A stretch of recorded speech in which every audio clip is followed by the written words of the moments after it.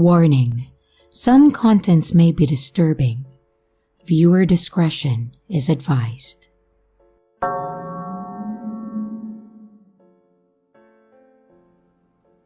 I used to work the overnight shift at a certain 24/7 store that sold a bit of everything. You know that one? It's big, it's associated with the color blue, and a big asterisk for their logo. You know which store I'm talking about, but if you don't, then you probably shop at the competitor with a big red circle. I think you get the picture that I'm trying to paint here.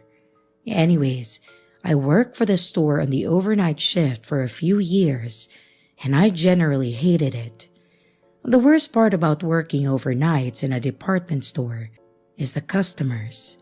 You get some real characters coming into the store at 3 in the morning. Well, okay, that's a bit of an exaggeration. Most of the people that came in overnight were decent people, just trying to get something last minute. That said, the people that were the aforementioned characters were weird. We had a lot of people come in that were very clearly on some sort of substance, or just completely trashed out of their minds. So, with this being the norm, you gotta think that if I have a horror story, that it has to be something truly terrifying, right? Well, that thought would be correct. There was one night that definitely stands out. One customer that definitely made an impact on my memory. This actually happened during my first year working there, probably around month 9. One night, me and my new buddy Jack were working. We were stocking the shelves and making our comments about the customers when we knew that they were out of earshot. One of the customers was some guy that was on something again, because it was easy to tell. His eyes were wide, he was twitchy, and he looked paranoid about everything around him. Anyways, we watched this guy walk through the aisles like he was trying to find something. I actually paused and asked if he needed any help with anything, and he told me that he was fine in a tone that was incredibly dismissive. I just shrugged it off, and I went back to shoving items on the shelf. After a few minutes, Jack nudges me and tells me to come with him, so I do. We walk away from our stock point and into another aisle, where Jack then tells me that the guy from earlier, the paranoid guy, looked like he was following a woman that had passed by, and he wanted to make sure that we were ready just in case something happened. I mentioned that we should get a CSM involved, and he agrees, grabbing his walkie and asking for a CSM to come to the section that we were staying in. We were standing off to the side and pretending to put more stuff on the shelf when we hear the woman shriek.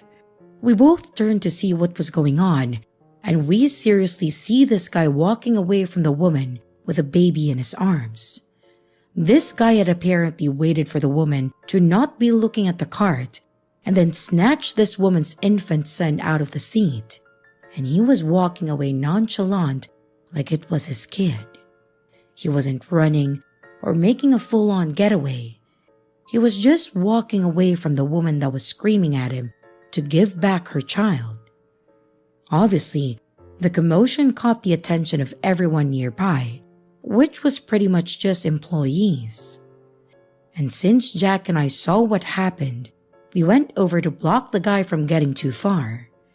I started telling the guy to stop and to give back the baby, and Jack kept trying to actually physically stop the guy. It was pretty clear to me that he was getting agitated. The look on his face went from calm to angered, and he started muttering something about how we were trying to take his son from him. Then, seemingly out of nowhere, he reaches his hand into his pocket, pulls out a small switchblade-looking knife, and then shoves it into Jack's arms as hard as he could. And then he continues to walk off while Jack is screaming bloody murder and the entire crowd of employees are freaking out. At this point, adrenaline kind of kicked in, and I knew that I had to do something. I pretty much threw myself onto this guy's back and started trying to choke him out as best as I could. I'm not really a strong guy or anything, but I used to watch a lot of wrestling, and while that may have been fake as hell, I learned a thing or two. So at this point, this guy has successfully stolen a child and was attempting to leave the store. He stabbed my coworker and was now being choked out by me, all in a matter of around 2 minutes.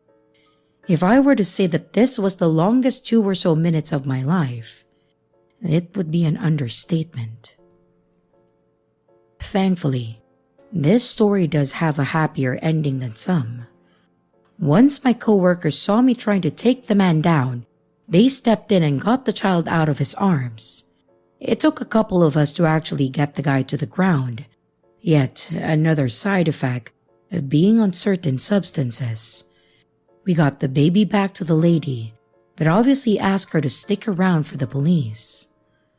The CSM got to the back and tended to Jack, who thankfully was alright, just in immense pain though.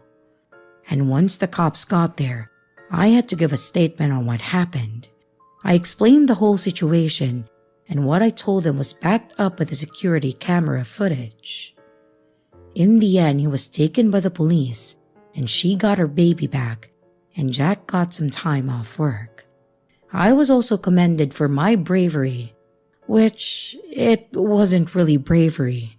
It was pure adrenaline, and me, honestly, having no idea what to do. Thankfully though, I think I chose the right option.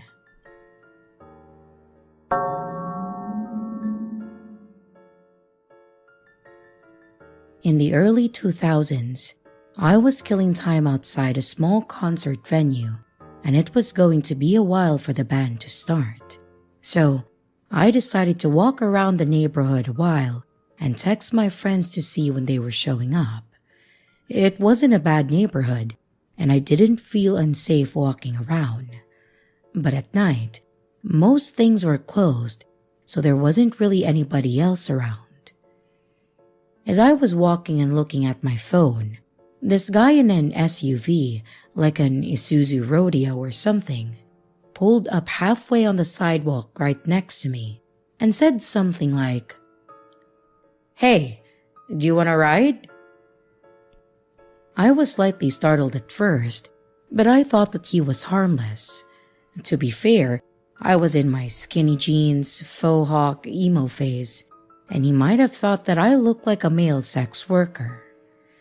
When I looked closer at him, he had his shirt off and he was all sweaty and kind of a bigger, stocky guy. He tried again in a more seductive sounding voice, saying, "Really, I don't mind giving you a ride." I was pretty creeped out by this, but I tried to be friendly.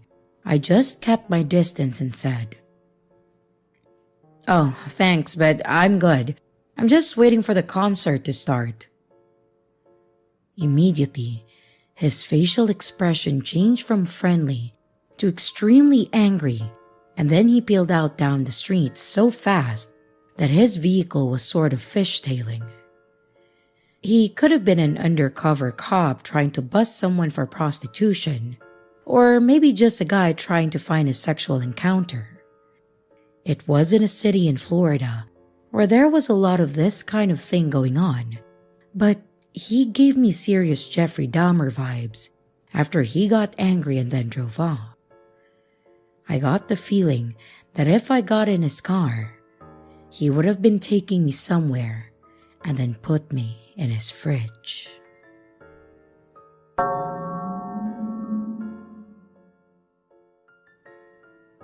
This happened several years ago when a few high school buddies of mine and I decided that we wanted to get together and do our own kind of 10-year reunion celebration. We were never the cool kids, so we kind of just thought that it would be a waste of time to even bother with a real reunion, and decided that a camping trip would be better to fit our interest. We had all kind of dispersed around the Midwest, so it was difficult to get all of the logistics sorted out. But my buddy Ray had a family that lived out west in pretty much the middle of nowhere, but in a really nice nature-laden part of the state. What was even better is that they owned some remote land, and they were okay with us setting up our camp on their property so long as we didn't cause any damage to the natural formations. So it was an absolute win on our part. We set up the dates and times and decided that we would all go out the first weekend in May and then spend most of the week out in a really nice area, just enjoying the weather and the surrounding nature. I was honestly super excited to go on this trip as I hadn't seen a couple of the guys since we graduated, though we'd kept in touch over things like Facebook. The logistics went like this. I was going to head out that way by car with my pal Joe. Ray and Mark were going to drive out together, and Brent was going to drive out with Dave. Basically, it was going to be a road trip with 2 of us per car, heading from different locations, and we had a hotel that we'd be staying in for the first night. We were all going to meet up there and then head out to the campgrounds, as that would just make it easier for everyone to go at the same time. Like I said, I was pretty psyched, as this was probably the most exciting thing that I had done in a long time, and I love road trips. The drive there goes about as expected, fairly uneventful, with it pretty much just being a drive across parts of the Midwest, though the mountainous region was obviously gorgeous. I was the one driving for the first half, and Joe for the second, and we got there in pretty good time considering how far it was. We were the second group to make it to the hotel, and the other guys, Ray and Mark, pulled in a few hours later. We all spent the night at a local bar catching up. We were playing pool and generally just having a great night.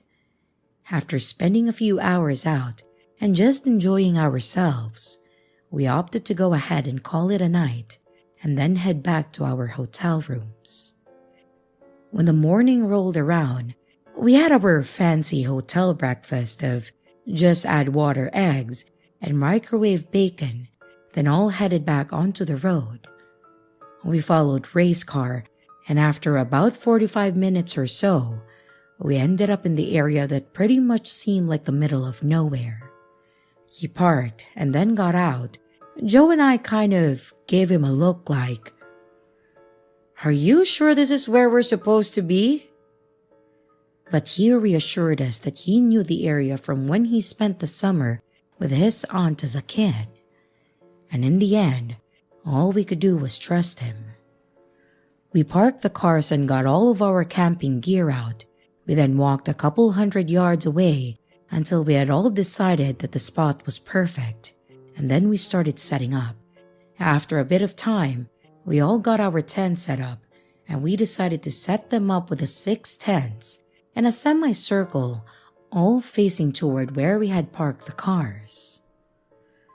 Once night started rolling around, we set up our small pit and then lit a fire. Then we all just sat around it and started reminiscing about our years in high school. It was probably one of the best nights that I'd had in a long time, just sitting there with my old pals from high school, talking about the days when we were young, and then catching up on random things in our lives. What made it all the better was that the property owned by Ray's aunt was legitimately in the middle of nowhere. There were only dirt roads, there were no streetlights, and there was no cell reception. It was probably around 10 or so when Brent pointed out that there was a car driving down one of the dirt roads. We all kind of sat there and watched it pass. It was pretty far away from us, but it was the only car that we'd seen all night. Ray laughed and said that it was probably just one of the neighbors cutting through the back roads for whatever reason. He mentioned that the dirt roads over this way were used pretty much by the people that knew his aunt and people that were running illegal goods, mostly because the cops never came this way. Dave asked about what kind of illegal goods, and as nonchalantly as he could be, Ray just says, "Oh, drugs for the cartel." Obviously, we were all a bit shaken by that. He didn't tell us that we were going to be sleeping on a cartel trail. He tells us that it's fine and that we didn't have to worry. His reasoning was pretty much that if they were running drugs across the area, they weren't going to pay them any mind because it would look more suspicious. They would just pass on by and keep going, and never giving us a second glance. Again, all we could do was trust him. After a couple hours of chatting and drinking, after a couple more hours of chatting and drinking the beer that we had brought, we all decided that it would be a good idea to call it a night. We got into our tents, and I was struggling to fall asleep for some dumb reason. I was lying there for about half an hour, tossing and turning, and just generally feeling uncomfortable, when I noticed that there was a light shining in the direction of our tents. I sat up, and I watched it get brighter and closer for a few moments, and then it stopped moving. Within a few moments, the silence of the small forest was interrupted with the sound of a gunshot and a man yelling for all of us to get out of our tents. Inside, I was freaking out, obviously thinking something about the cartel coming to rob us or murder us for being on their turf. And in my defense, I was tired and a bit buzzed. He started shouting again that if we didn't get out of our tents, he was going to have to get us out, and that he had plenty of zip cuffs to make it happen. Which was more than enough for me to get my ass up and open the door to the tent. I think the other guys were just as freaked out because everyone else exited their tent around the same time. Everyone except Ray. We all got out, and in front of us was an old man holding a handgun in his right hand and a shotgun strapped to his back. It was pretty clear that he was in control of this situation and that he was going to be ready to take on any threats. I remember him saying something along the lines of, "I saw you boys out here a few hours ago.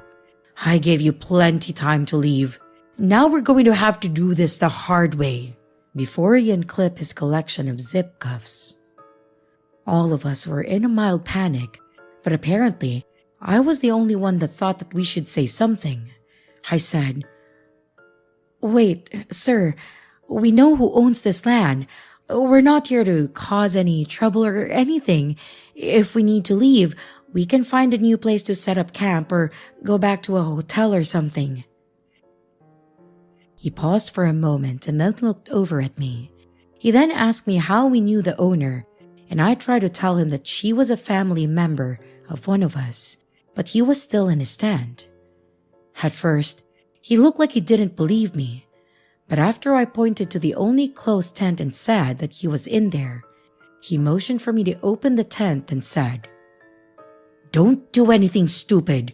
You move wrong at all, and they'll be burying you out here."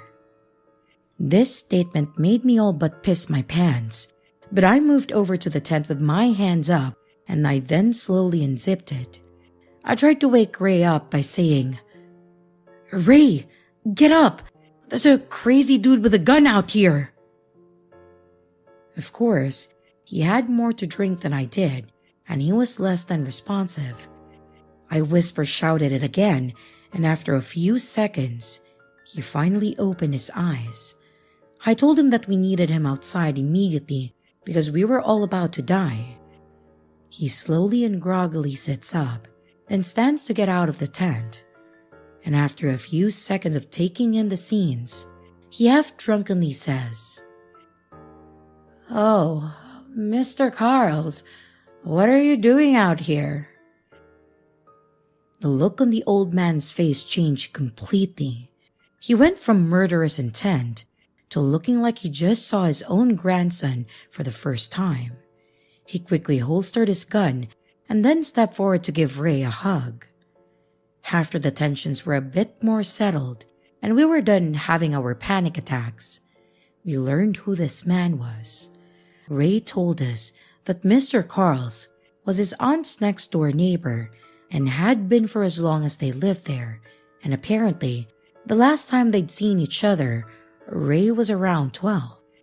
When we asked why he was creeping around on Ray's aunt's property, ready to put a new hole in anyone he saw, apparently, his aunt was out of town and asked Mr. Carls to watch the property for trespassers, a job that the old man took very seriously. Also, his aunt had apparently forgotten to mention to the old man that we would be coming up for our camping trip, so when he saw our camp, he thought that we were going to be there for a little bit and leave, which was a common thing for drifters. But when he saw that we were still there, he apparently strapped up and decided that he was going to take us all into the sheriff's department himself, hence the zip cuffs. In the end, we stayed the full week and enjoyed time together. Mr. Carls even came out to have a beer with us a couple times, and he also brought us some food that his wife has made for us. Not exactly the norm for camping cuisine, but it was quite nice. I will say that, as much as I really did enjoy this trip and hanging out with some old friends of mine, having a gunshot right outside of my tent and then pointed at my face because an old man thought that we were trespassers has made it to where I really don't think that I want to go camping again.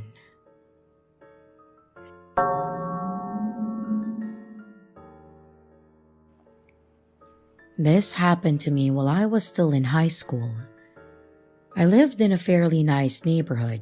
There were hardly any police around unless Mr. Jefferson on the corner called about a noise disturbance. There was a younger couple that lived across the street from him, and they always had parties for any event and almost every weekend, and he hated it. Otherwise, the neighborhood was peaceful and everyone got along. I was one of the younger boys in the neighborhood that would rake leaves, shovel the snow, walk dogs, and I got paid for it too. I was 16 and made my own money, and I was able to do whatever I wanted with it. I also had started house sitting for a few of our close neighbors too, and those were some of my favorite times. I would go over to their house, and if they had animals, I would feed them, let them out to play with them, and just chill around. And most of them had snacks and drinks that they said I was also welcome to. I had 2 older brothers, so I didn't normally get to watch what I wanted on TV, so I would just enjoy a soda and watch something for a few hours before I left for the day. One summer, our neighbors 2 houses down were going to be going out of state for 2 weeks to see their daughter in college, and they asked if I could watch their house. They said that they would pay me $100, so I was in. I could ditch my friends a few hours early each day and make some easy money. They had some pretty simple requests. They had a dog, so I would feed and give her water, then let her out the back and clean up after her. They also asked me to get their mail and to flush the toilet if I don't use it. Otherwise, it would drain or something, and then it would mess up with the pipes. Then, of course, just clean up after myself if I made any mess. But otherwise, I had free reign of their home. I had walked their dog, Penny, plenty of times in the past, so I knew her well. She was part lab and very kind and playful. She had a dog bed in their back office, so when I would come in, I would just holler for her and she would come running up to me. I would then let her out back and we'd play fetch for a while before going back in. The first few nights went as normal.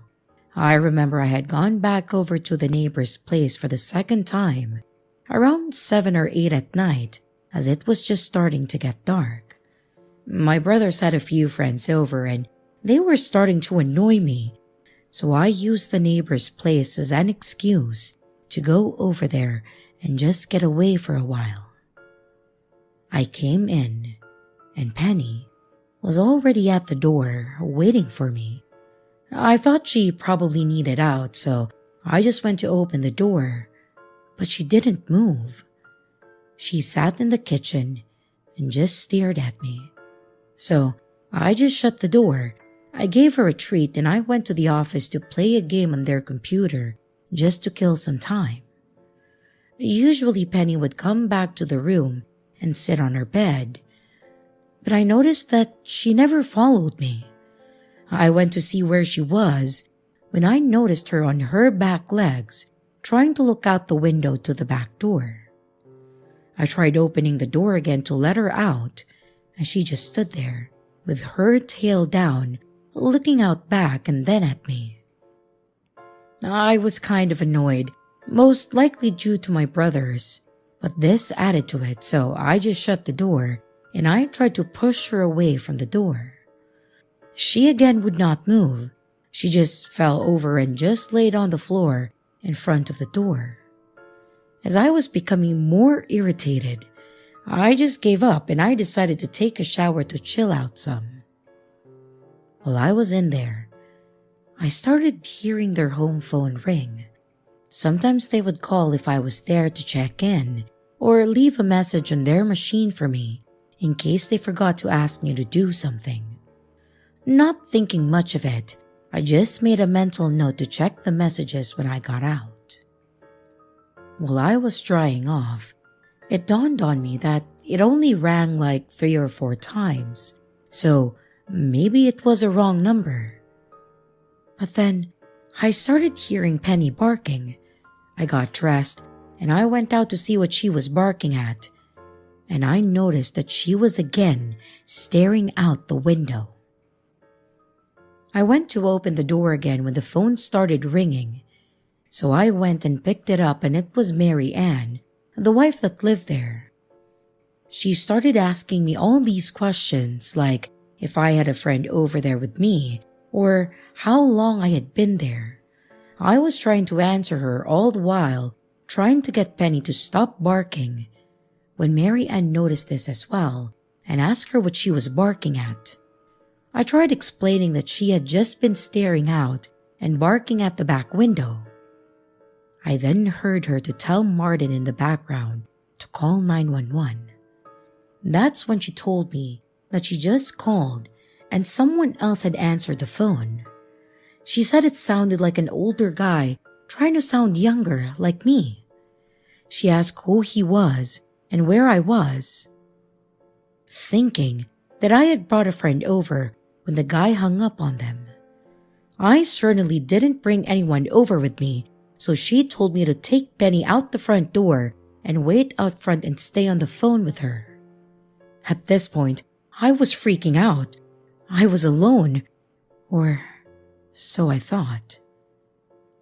As someone else appeared to have come in while I was in the shower, I grabbed Penny's leash and I finally got her to go out the front door with me while staying on the phone. It felt like I was standing there, looking around to make sure that no one was hiding. My dad and my brothers all ran over thanks to Martin calling them shortly before the cops arrived. I explained what happened the best that I could, and then they walked around the house to see if they could find anyone. They saw footprints along the side of the house that went to the back door. They dusted for prints on the outside knob, but I don't know whatever came of that. They didn't normally lock their back door. They left it unlocked in case they were ever locked out or if their older kids came over when they weren't home. However, they also didn't have a very secured fence to keep people out. You could just lift the metal latch to get in, meaning anyone had access to their yard. They didn't end up catching anyone that night, and I had to have my mom or dad go with me for the remainder of time that they were away. I think they ended up coming back a few days earlier. They paid me the $100 and also gave me a gift card for something. I don't really remember since I had to go through that. Sometime that same year, there was another break-in, and the people that lived there actually came home while they were going through their stuff. They caught the guy though, and it turned out that it was the same one that tried robbing the house that I sat for. The scary part was that the guy had a knife on him. Who knows if he did when he broke into the house that I was in, but it was pretty terrifying to think about. What could have happened if I was still in the office or if I had walked out of the bathroom to answer the phone? On a better note though, they did put up a privacy fence after that and started locking the doors, so my parents and I were both more comfortable with me going over there for future trips. I also pay more attention to Penny when she's acting differently.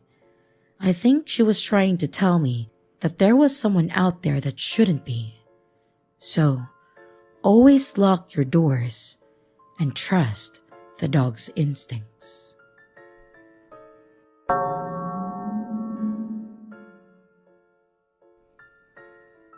This happened before Christmas of 2019, when I, a female, was 26, and it sticks with me to this day.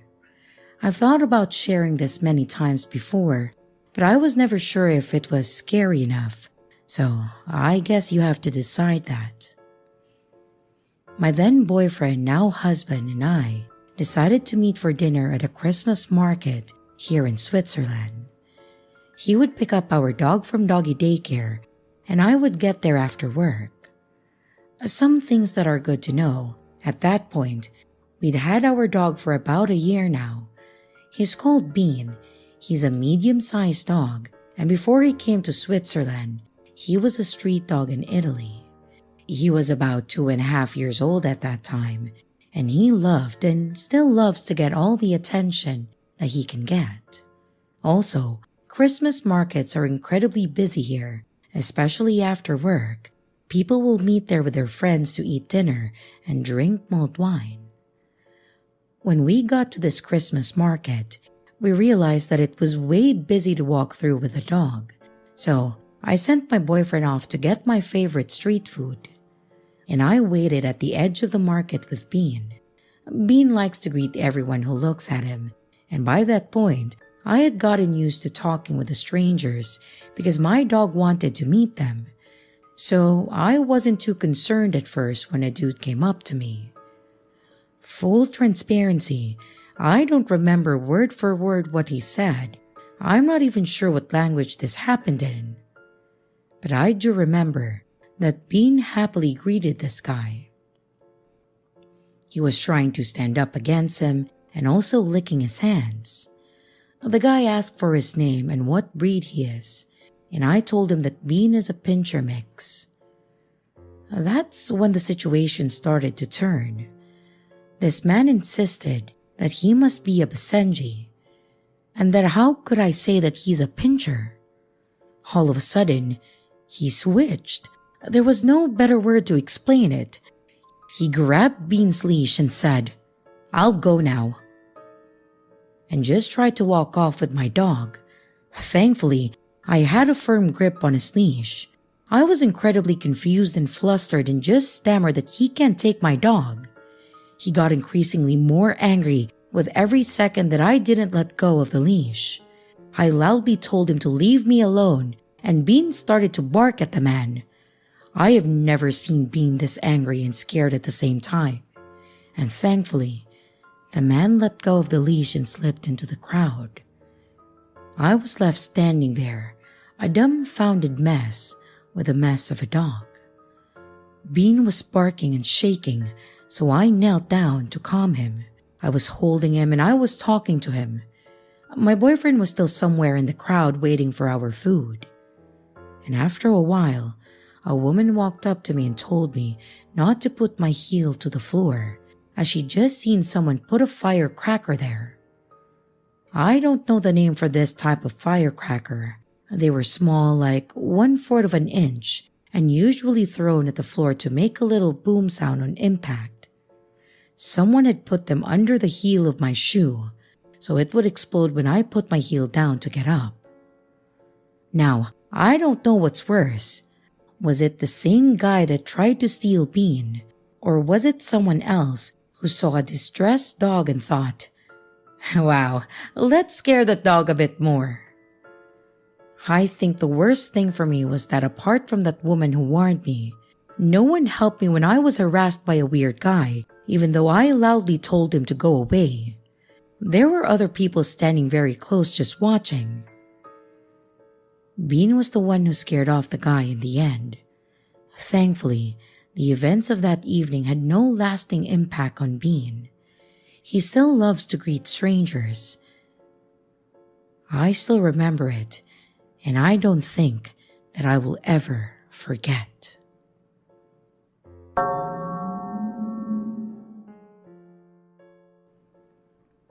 When my parents were still together, my younger brother and I went to a public school for elementary and middle school until they split up. My mom got custody of us and remarried. However, because of my stepdad's job, we had to move. My stepdad, Charles, was a bit too uppity in my opinion, which then began to warp my mother into the same type of person. Because of this, they felt our family was too good for public schools, so we had to go to private schools when we moved. Don't get me wrong, I'm sure there were plenty of kids there that enjoyed it. My brother was still in elementary school, and he seemed to like it, but I hated it. Most of the teachers were really strict. If you were late at all, even if it was because you just had locker troubles, you were sent away and your parents knew about it that night. Thankfully, there were some kids that were like me, forced into private schools thinking that it was a better education and that it would save the troubled kids. We would grin and bear it and then have our fun outside of school. Thankfully, most of our parents felt that we had to be good kids too and didn't question us hanging out with each other. That was our chance to ride on our bikes and skateboards around. We would take turns playing on our handhelds as long as we wanted and just explore places that we shouldn't have. Some of my friends were a little more intense than the others, like bringing alcohol to school. I'd be lying if I said that I didn't partake in any. I suppose it was my way of acting out. I only got to see my dad on weekends and some holidays, and I didn't want to move or go to a new school and then meet new friends. I had to leave that all behind, and like it was no big deal for me. I was never happy about that.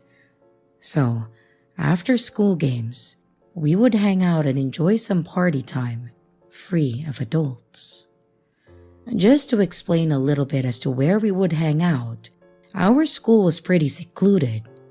It had a long entrance and a pretty big parking lot in the front that wrapped around the side and into the back, which is where the buses parked to drop us off and then pick us up. Behind the school and parking lot was our track field, and behind that and on the one side, it was still fenced off by trees and a lot of them. I knew the woods went back pretty far because during one of the track meets, one of the girls on the team, Dana, had gone back there with me and we made out. It was an awesome place to go to hide from others and just chill. They just had a small gate that went over the entrance, so it was easy for us to sneak over it to come and go. At this time, Dana and I had started seeing each other quite regularly. Her parents seemed nice enough, but of course, being kids still, neither of our parents wanted us to be alone. So, the closest alone time that we got was at these parties and track meets. It was a Friday night and we were going to meet our friends at the school to just hang out for a while. The five of us got there, set up our little crappy radio, and Dylan shared the refreshments. We were all just talking, complaining about school, and then laughing at things that happened and enjoying our time there. I think it was about an hour in or so when Dana said that she had to use the restroom, so she was going in the trees and told us not to go in there. I waved her on and we kept talking. I was a bit buzzed at this point and didn't realize that Dana hadn't come back yet till one of the girls mentioned it. We agreed to have one of them go look for her in case there was something wrong. And after a few more minutes, she came back saying that she still couldn't find her. I was just thinking either she didn't look hard enough, or maybe Dana was either hiding or passed out. So I pulled out my little flashlight and I started looking for her. After several minutes and calling out for her to no avail, I went back to see if maybe she had made her way back in. She had not come back. At this point, I was starting to get a bit flustered, first getting mad at them, saying that the prank they were doing wasn't funny. But when their face was just as concerned, was when I started to really get scared. We gathered our stuff and started looking around for her. One of the girls, Tammy, tried to call and text her, but Dana just had a little prepaid phone, so we didn't know how much time she had on it. But both went unanswered. We called out for her, peered up, and still nothing. We ended up making our way to the other side of the trees, which seemed to be a gravel road, but there was no trace of her. At this point, with all of us out of ideas and terrified, we had to call an adult. Tammy called her sister since she was the one that dropped her and her friend off here. We explained to her what happened, and she also suggested that we call our parents. None of that was pleasant. We had to explain what we were doing out there, and we had to explain every detail as to where we stayed, where she went, in full statements. Which also meant our parents now knew. So yeah, I got grounded, but I didn't even care about that. The police were out looking for Dana that night, but they never found her. I know there were rumors floating around about her running away, or maybe being kidnapped, but I just knew that she wouldn't have ran away. She wasn't really troubled. She seemed just like us, but never hinted she wanted to leave. It was about 2 or 3 weeks later when they finally found her. She ended up stumbling into a gas station wearing something like a nightgown, and then they called the cops. Unfortunately, the rest of this is just from what I've heard from the news and rumors. I heard at school that the person working at the gas station that night saw her come in, and she looked disheveled and malnourished, but she didn't say much to the guy other than wanting to go home. She never returned to school, and I never saw her when she returned.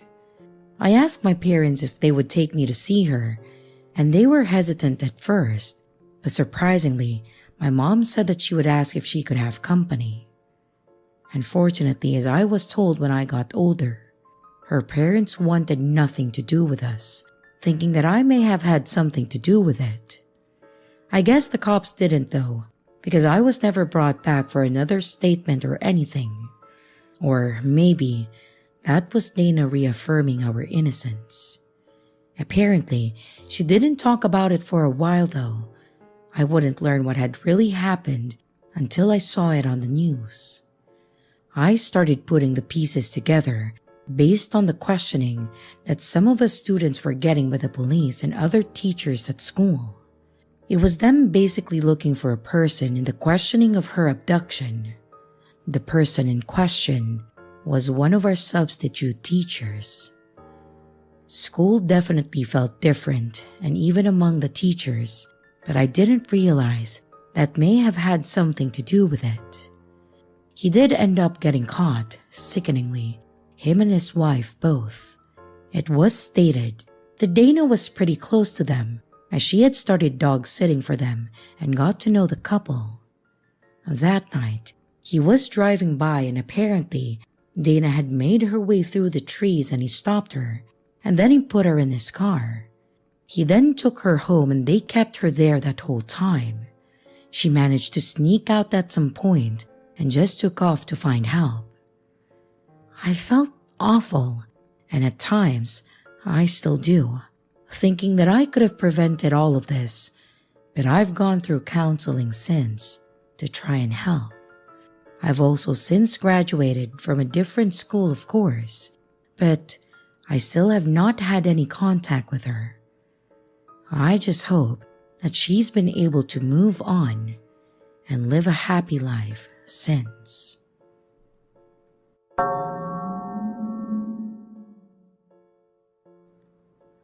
Easter isn't a religious holiday for my family.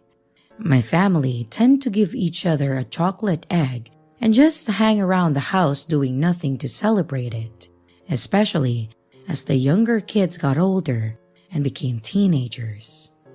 And I was included in this number. There was one Easter event that we used to do that. We stopped it after this incident occurred though.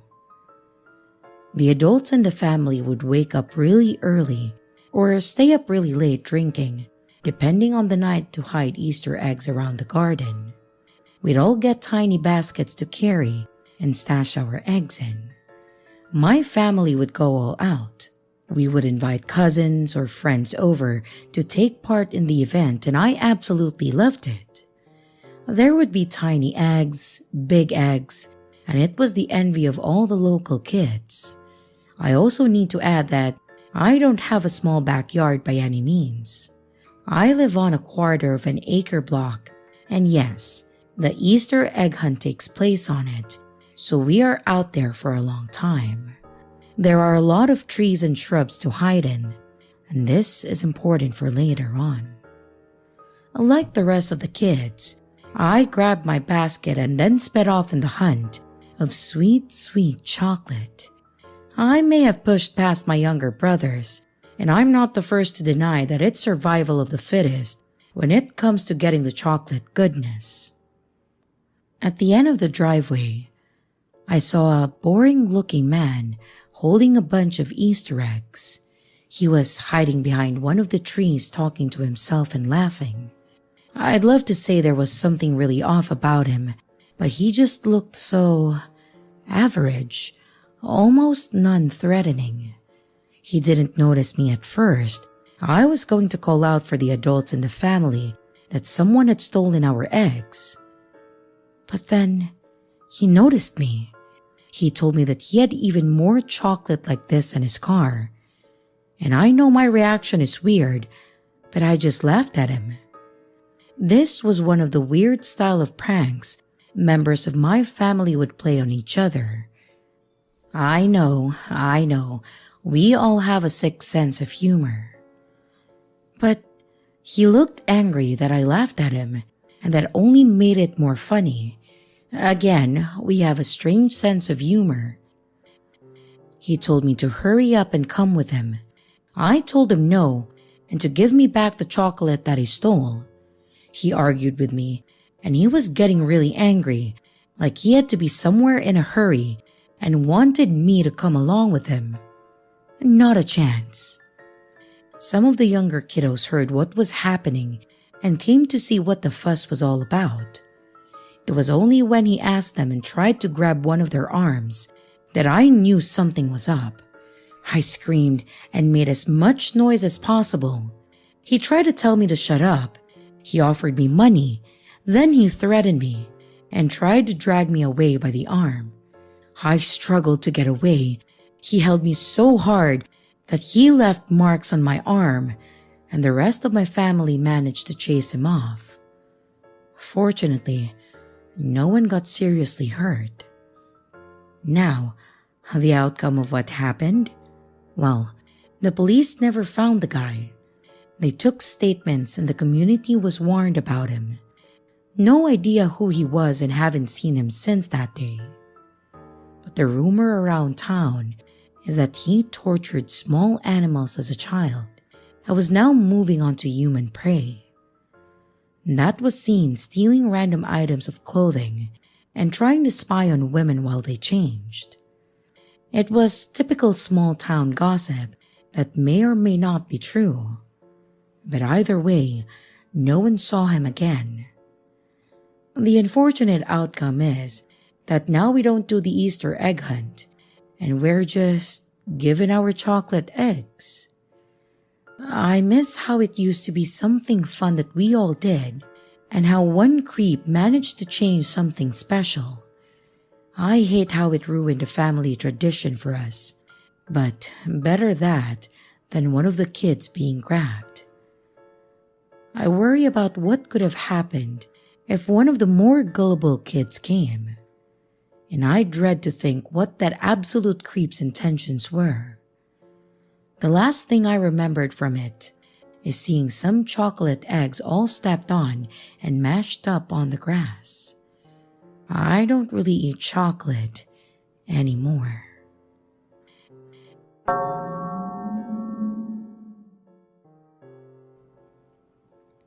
Back in high school, there was this guy that tended to keep to himself.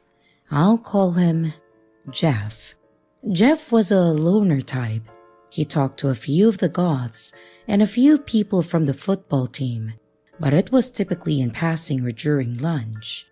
I never saw them around each other long term, so I'm not sure how close any of them were. But I think that it was mutual to a lot of us though, that there was something off about him. I went to elementary school with Jeff. He was alright then. He seemed like a pretty smart kid though. He was also an only child, so I think being around other young children and having to share and play fair wore on him. I remembered him getting upset when he was told that he had to share the swing or slide at recess time, and when he would get in trouble or be asked to do something, he would occasionally throw a tantrum, throw things and even break things, as if I can't play with it, no one else can. I just steered clear from him as much as I could from then on. I didn't see much of him in middle school, but he reappeared in high school. I know his parents had split up and he was staying with his mom. But there were rumors that his dad killed himself when they split up, and that's why he only lives with his mom. High school was weird. As mentioned, I didn't really interact with him, but I seemed to be one of the people that he recognized from elementary, so he would say hi or good morning to me in passing. We had biology and art class together, and he still had his moments where he would be cool at first, and then something would set him off and he'd get irrationally angry. I remember in biology class, we had to dissect a frog and we were in groups of 3. Of course, I would get paired with him and another girl too. She was the quiet type, typically kept to herself, and she tended to be very direct to the point when it came to group assignments. We had to do some simple tagging for like the heart, the lungs, and etc. Jeff wrote out the tags, and then we all took turns placing them. However, Jeff seemed to really enjoy piercing the organs. He would make sound effects as he pushed them in, or make gross jokes about it. Angel, our partner, obviously was uncomfortable with it. But since I knew him some, I would always tell him things like, knock it off, and come on man, grow up. And towards the end of the class, when we had turned around to listen to the teacher about cleaning up, we were facing away from Jeff. But when we turned back around, we were disgusted to find out that Jeff had cut off the frog's legs and he was playing with them. Who the hell in their right mind would do that? Angel had had enough, I could tell by the way that she screamed at Jeff and then walked out of the room. This got the whole class's attention, and the teacher came over to see. Everyone had to clean up, and I was told to go check on Angel while Jeff had to clean his crime scene. She was okay, but the bell was just about to ring when we walked back in. Jeff was still sitting at the tall table where we were at and was told to stay behind afterwards. And by the look of Jeff's face and the teacher's face, they were both annoyed. Another occurrence was around April 1st. It was a standard day with normal pranks from students and teachers alike. All very light-hearted things and not damaging.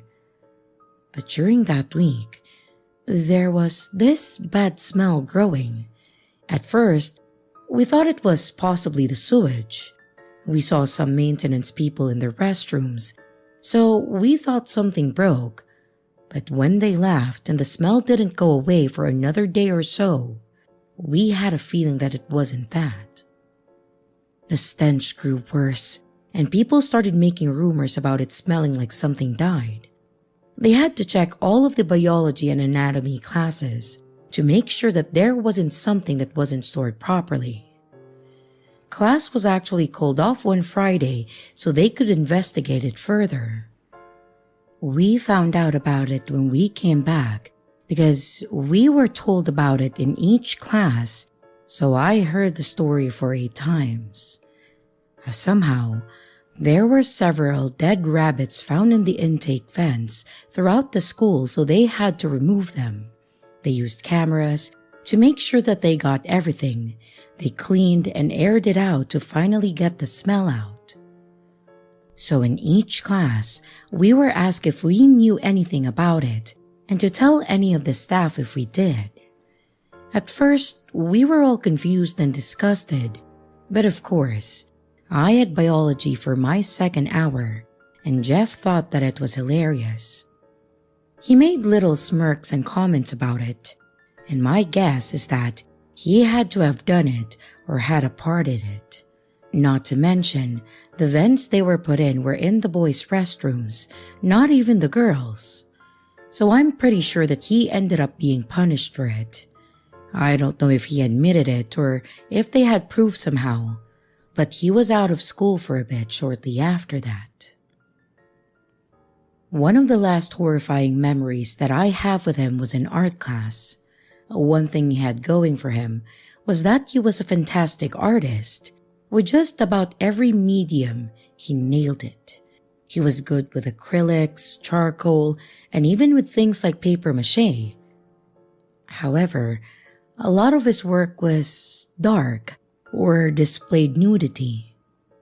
He was detailed with it though, like it was actually artistic and not just lewd, which is why I think he got away with it. He was told not to make it so obvious, but otherwise, unless there was a specific topic or theme, the teacher let him make whatever he wanted. There was one project where we had to take an old book and do what we wanted to make it our own art. Some people glued or bound the pages together and carved it into something else. Many made theirs into their own art book, almost like a personal portfolio. Well, Jeff made his into a very graphic flip book in a way. I remember looking at it when they were on display in the classroom. Some of them were displayed in the art window, but the ones that aren't as good, or in Jeff's case, a bit inappropriate, they were displayed in the room. At least the teacher was respectful to others' work. I could appreciate that. Anyways, doing this from memory here, his book started with painted black pages, and it seemed to zoom out of a child's eye to the front profile of the child holding a gun and crying. It then showed the gun firing, but it wasn't a bullet. It exploded into a bunch of psychedelic-looking stuff. The next pages were filled with a lot of color, optical illusions, little cartoon characters, and a smiling naked woman surrounded by flowers. That somehow changed over to a man with his stomach bloodied and then zoomed into the man's eye and was blank for the rest of the book. It was crazy detailed, but also disturbing. I always wondered if it had something to do with his mom and dad, but I would never know.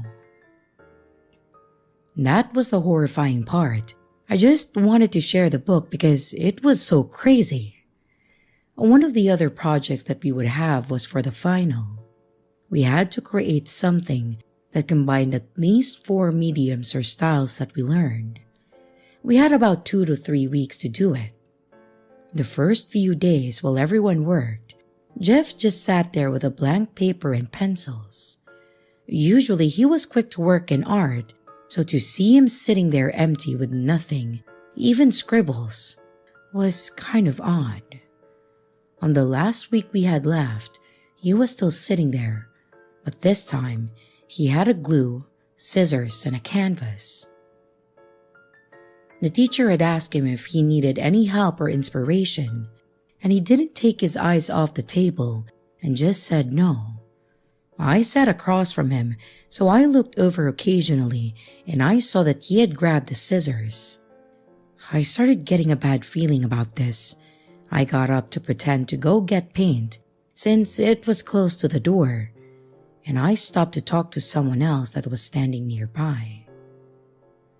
That's when someone screamed and we all looked over. Jeff had the scissors up to his head and he was cutting his ear off. There was blood everywhere and he just kept going. Several people left the classroom and I just stood there in fear, not knowing what to do. The teacher started shouting at him to stop and to drop the scissors, but he kept going. We had a security guard at the school that rushed in and basically had to fight to get the scissors away from him. And once it was all said and done, they had an ambulance come to get him, and the janitors had to go in and clean the room. However, as he was escorted out, he kept laughing and shouting. That was going to be his whole art project, his ear. He was obviously gone for the remainder of the year, and I haven't seen him since. I don't know what happened to him, but I hope that he got help. He seems smart and very artistic, but he definitely needed help.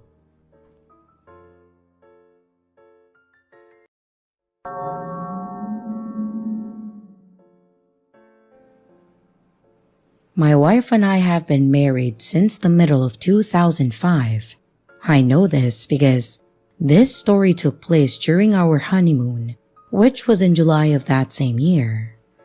Unlike most couples that want to go to Hawaii or some other fancy place for their honeymoon, we decided that we would do a road trip to Yellowstone and wanted to see some of the vast empty parts of Wyoming. There may not be much there, but it's still a gorgeous area to visit. Plus, since we live in the panhandle of Oklahoma, it was a pretty good drive up through Colorado and to the northwestern corner of the state. The highway that we took had us driving straight through Denver and then to the border and then into the Rawlins area of Wyoming. Now, if any of you had driven through Colorado and into Wyoming, you know that Colorado has the most beautiful of scenery.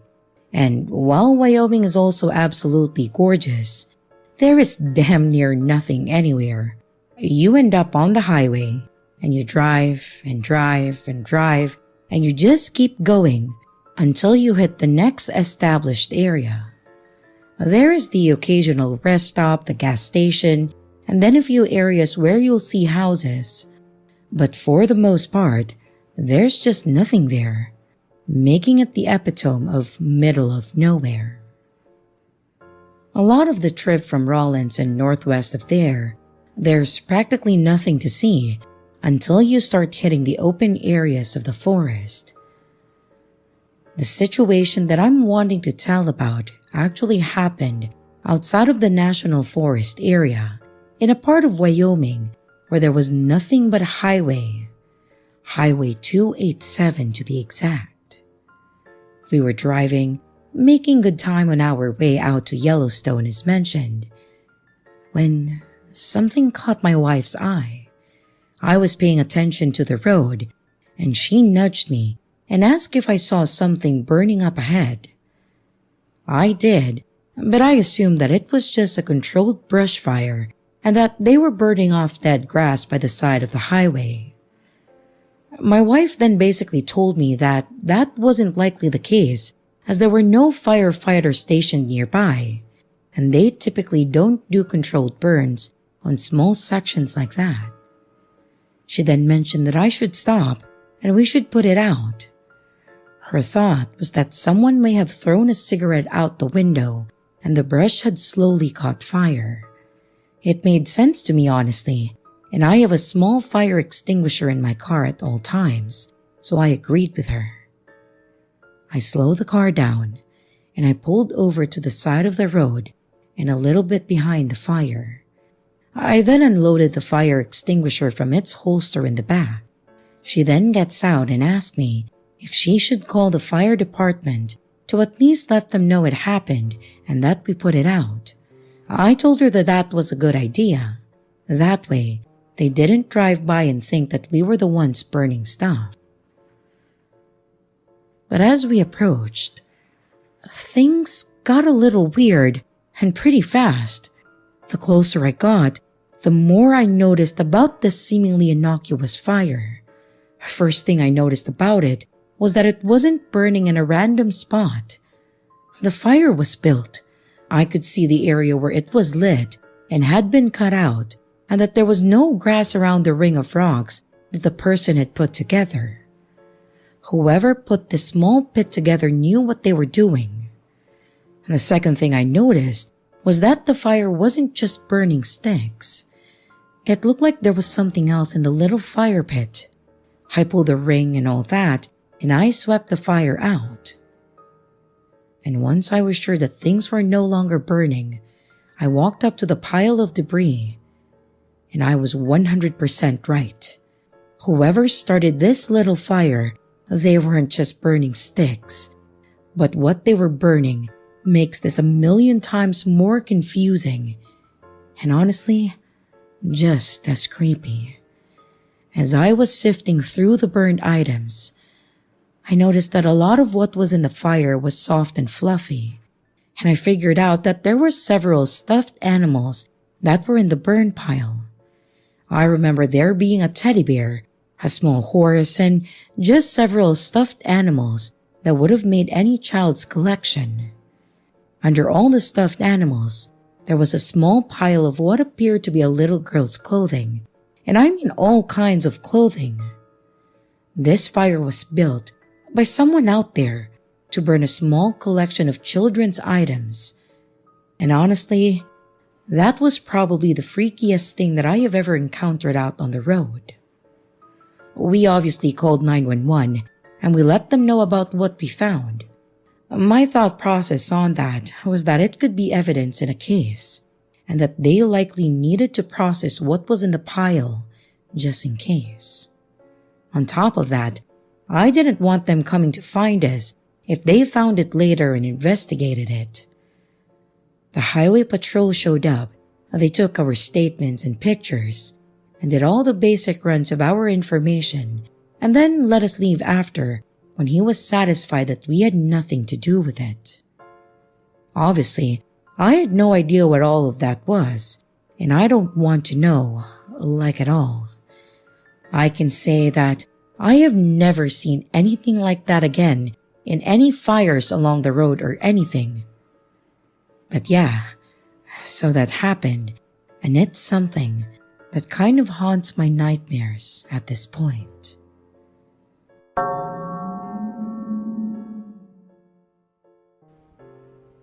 This happened to me a few years ago, and I've learned my lesson. Me and a group of friends from school decided to take a spring break trip since we were graduating and we wanted to do something wild for a change. We settled where else but Florida. Beaches, drinks, and whatever else it brings us. We set up our plans, wait a grueling week or so for it to come, and finally head out. We got there and the hotel was great, There was a bar in the hotel, but what would be the fun in that, right? So we headed out, grabbed some pizza, and scouted out the area for nearby bars and other interesting places. We found a bar which we decided to stop in, and the looks are deceiving. It was a lot smaller inside than it looked. There was a short bar on one side, a few old rickety booths, and a long table along the side with bar stools and those little touch-screen games. There were more older people in there, but we were tired and we just wanted to have a good time for our first night. There were a few women who looked about our age playing pool, so we thought that we would give it a shot. Me and two of my friends grabbed drinks and we headed over to the girls. They allowed us to stay and we played a few rounds with them. It was a lot of fun, but apparently we were too loud for them, so after giving us multiple warnings, we decided to leave. It was already late, so we split from there, and I unfortunately didn't get any of their phone numbers, but at least I had 3 more days to try. The next night was fun, but the third night was where things got weird. We found a VR game cafe and we hung out there for a while. We had lunch, then decided that we would get a couple packs of beer and a cooler and then head out to the beach. It was normal. We found a spot and one of my friends rented a surfboard and decided that he would try it out. This idiot has never surfed in his life, so it was more fun for us to watch him fall over every time. There was also a group of people playing beach volleyball, so after a few beers, I decided that I was okay with making a fool out of myself too. I joined for a while, and then we stopped to get something to eat and more drinks, since what we had wouldn't last. One of the girls offered to have us go back to her condo to continue the partying, and of course, we were not passing that up.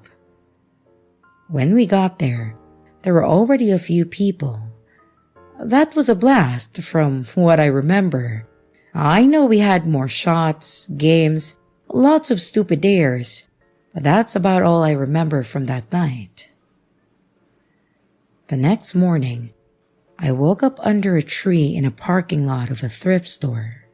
The only thing I was wearing was my swim trunks, and I had a set of keys in my pockets that were not mine.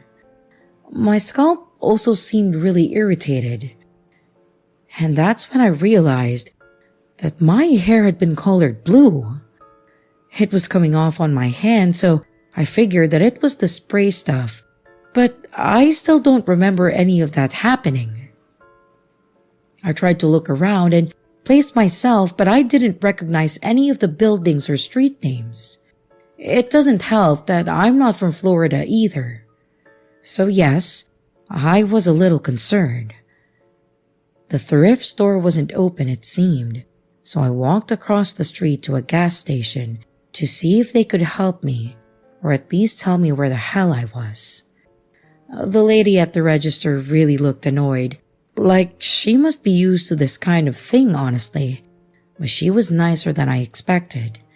She actually told me the hotel I was at was about 6 or 7 miles from where we were, so thankfully, I was in the same state and not too far. I didn't have any money or my cell phone on me, so I couldn't call a friend, nor could I pay for anything, so I was about to be screwed. The cashier was hesitant about letting me use the store's phone, but she finally let me. I tried calling my friend, but they didn't answer, so I had no choice but to start walking. It gave me some time to try and remember what happened, but I legit don't remember anything after the shots and my friend trying to jump over the concrete wall in the back. My head was starting to hurt and I was getting tired and thirsty, so I tried my luck at hitchhiking. I can't say I blame anyone for not stopping for me, some guy in trunks and a sloppy blue dyed hair, but someone finally did. It was an older lady in some beat-up pickup. I told her the best that I could where I was heading. She kinda reminded me of my grandma, and it was hard to explain that I got blackout drunk and I didn't know where I was. She was nervous, of course, but ultimately told me to ride in the back of the bed and she would take me to the hotel. I got there, and thankfully the front desk lady remembered me. Somehow, she got me back into my room since I didn't have my key or ID. None of my friends were there. I was just hoping that they did not end up in the same position as myself. I took a shower, I got dressed, and I'm not gonna lie, I just crashed. I was exhausted, and my head was still killing me. I did, however, wake up to my friends throwing a bottle of water at me. Apparently, they made it as far as the lobby, passed out on the couches, and were told to either leave or go to their rooms if they were staying there. They then got up and went looking for me while I made my way back here. Unfortunately, the shower didn't get all the blue dye out, and they said that they don't remember me ever doing that, nor did they have any clue whose keys I had. None of us drove or rented a car, and our house keys were in our suitcases. We kinda kicked back the last night to recover and try to remember what the hell happened, but we still can't. To make it even weirder, as we were checking out, the guy at the front desk said that there was a note left for me, which, shockingly, was my ID wrapped in a Burger King receipt that was 2 months old with a lipstick print on it. He was able to match the name on the ID to me since the room was in my name. So, overall, I lost a night that I can't remember, lost my wallet, and gained a set of keys that I still have because it's now a reminder that I will never do something so dumb again.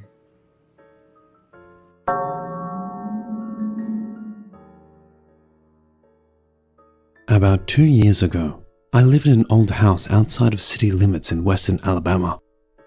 Wild hogs are considered a nuisance in this part of the country, and thus a year-round game. The land wasn't mine, but it was legal hunting ground, so my landlord gave me and my friends explicit permission to take care of any hogs we came across.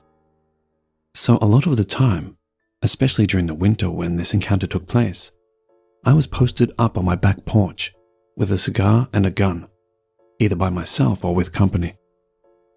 This land wasn't very clear. In fact, we only had about 20 feet from the porch to the tree line. Then it would go down a hill and the brush would get thicker. So our hunting was just being quiet and looking for the beady eyes of hogs in the foliage when we heard rustling. So, all that being said, one night during my porch sitting, I heard some rustling. I started scanning the woods for this hog, and eventually did come across a set of white, beady eyes. They weren't a hog's though, because these were eye level with me. As my eyes continued to adjust, the rest of the creature started coming into view. It was tall, thin, and had long, spindly arms and legs. Its entire body was completely black. I couldn't make out any other facial features besides the eyes. But what I could make out was that this thing was actually a good ways down the hill. So the fact that it was still eye level with me meant that it was likely around 10 feet tall. It started up the hill, moving towards me. I had this feeling in my gut that my .45 caliber bullets probably weren't going to do much here. So I slowly collected my things and headed back into the house. It didn't make any sound as it moved, other than the slight crunch of leaves.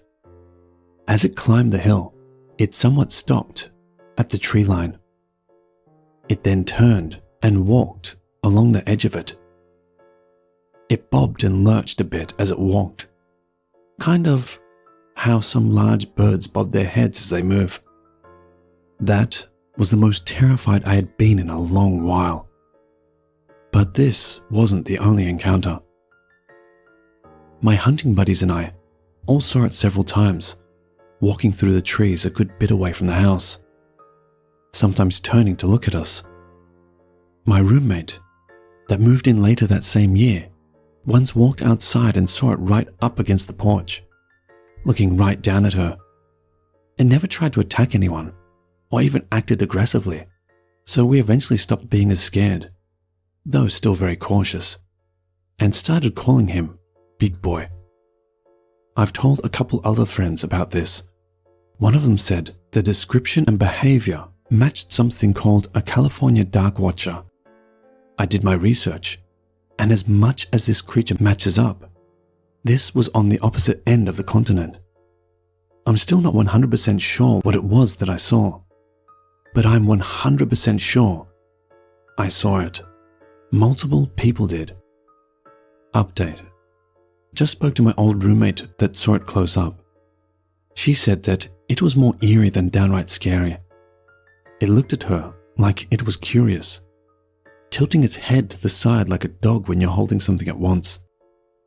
My hunting buddies and I all saw it from 30 to 50 feet away, but she ended up being closer than all of us. She confirmed no features other than eyes, but it had sunken in spaces on the face where there would be features. I understand her not taking a picture. I wouldn't take a picture of a bear if it was 10 feet from me, let alone this thing.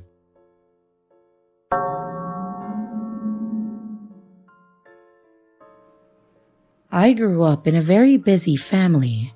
Both of my parents worked a lot and were hardly home, meaning time together was few and far in between. We spent a lot of time with babysitters and relatives, and when we did on the rare occasion have a family vacation, it wasn't all that special.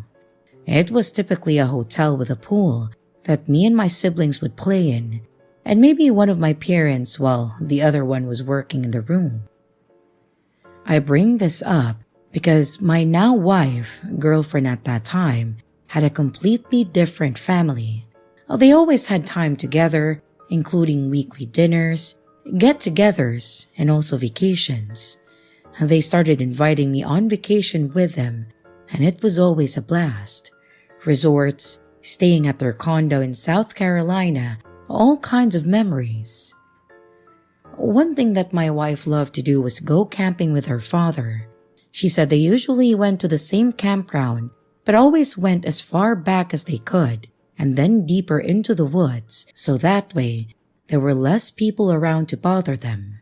They also liked doing this so they could go fishing without anyone else disturbing the waters. I had never camped in my life, and the closest thing to fishing that I had done was those little toy fishing games you see at the state fair. So when they asked me to join them, I didn't hesitate. My wife and I went and got supplies for myself, some new stuff for her, and a fancy blue tent for ourselves. We made our way to the campground right outside a little city in Wisconsin, and then we met her dad in the parking lot. We then followed him towards the back of the grounds, parked, and then started grabbing our gear to walk through the trees and bushes. When we got through it though, I knew it had to be the perfect spot to camp. I could just barely make out our vehicles, but you could hardly even hear the other cars driving by. Because of the walk to get there, you also had plenty of time to hear someone approaching. So, we set up our tents, got our fire pit ready, and then started getting our fishing gear in order. I embarrassingly needed help with mine, but thankfully my wife, Jen, helped me. Well, Mike teased me, but all in all, it was fun though. Once we finished, we walked a little further down by the water and started fishing. It went pretty well. I had some troubles, but nothing that stopped me or held me back from doing it more. We started our fire, made a small dinner, and then just relaxed. It was a great first night camping in my opinion. It wasn't until we went to bed that the problems started occurring. I had a lot of trouble falling asleep. I couldn't get comfortable. I got too hot, and every little sound I heard made me sit up and look around. I know it made no sense and I was being unreasonable, but I suppose, with it being my first time, I wasn't used to not sleeping on a mattress behind a locked door. All the while, I was impressed as to how deep in sleep Jen and my snoring father-in-law was. Thankfully, I finally fell asleep, but I was awoken by another sound sometime later. I rolled over to hold my wife when I noticed that she wasn't in the tent. Thinking maybe she was going to relieve herself, I just waited for her to return. I remember checking my watch, and the time was around 2 in the morning. I lay there, and I managed to fall asleep and again woke up to noises. However, my wife still hadn't returned. I looked at my watch, and it was now a little past 4. As I started to put my watch back down and unzip my sleeping bag, the tent started to be opened, and in came my wife. She was tired and not all coherent. I asked her if she was okay, and her only response was, tired. And she slipped back into her sleeping bag and was right back out. I didn't give it much attention after that, and I just worked on falling back asleep. The next morning, I was groggy, but I was ready to get the day started and enjoy this time we had. We would be out here for 2 more nights, so I wanted to do all that I could while we were there. We made a quick breakfast, went to a nearby hiking trail for several hours, and then we went swimming.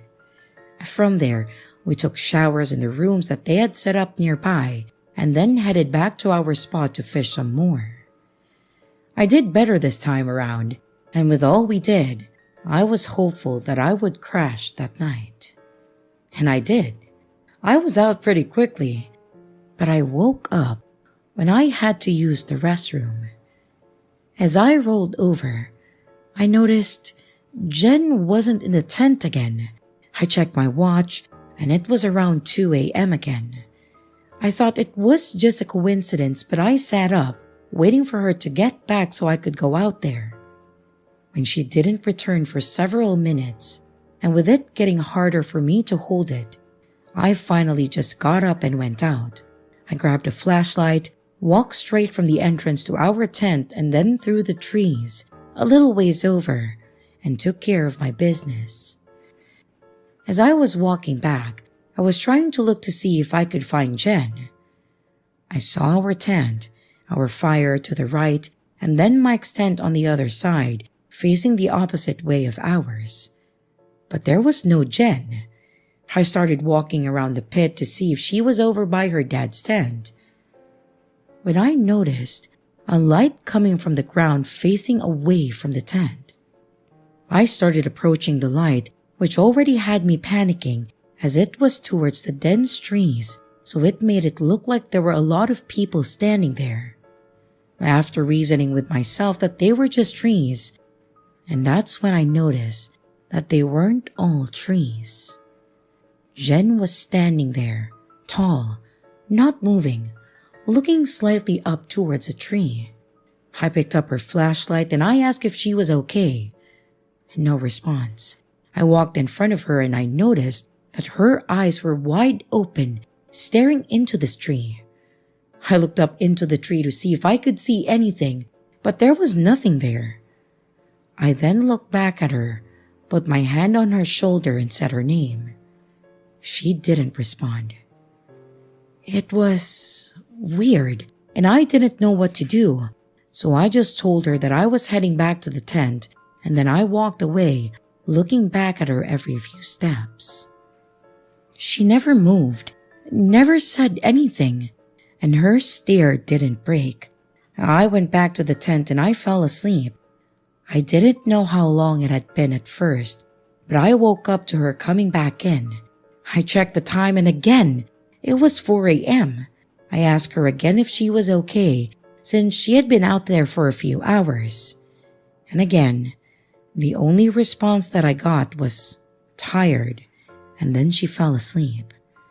I just sat there staring at her for a few seconds before I finally fell asleep. The next morning, I asked her how she slept. She said she actually felt exhausted, like she didn't hardly sleep, and then joked how mine and her dad's snoring kept her up. So, I mentioned her being up for about 2 hours, staring at a tree. She thought I was joking at first, but then I explained more how she did this that night before, and again, this last night, and how I found her. She did not recall any of this. She said she never left to go to the bathroom. She wasn't looking at a tree or anything, but I was adamant that she did. She just shrugged it off, saying maybe she sleptwalked. I agreed, since she didn't remember this, but she doesn't sleepwalk too. I've never seen her do so in our apartment.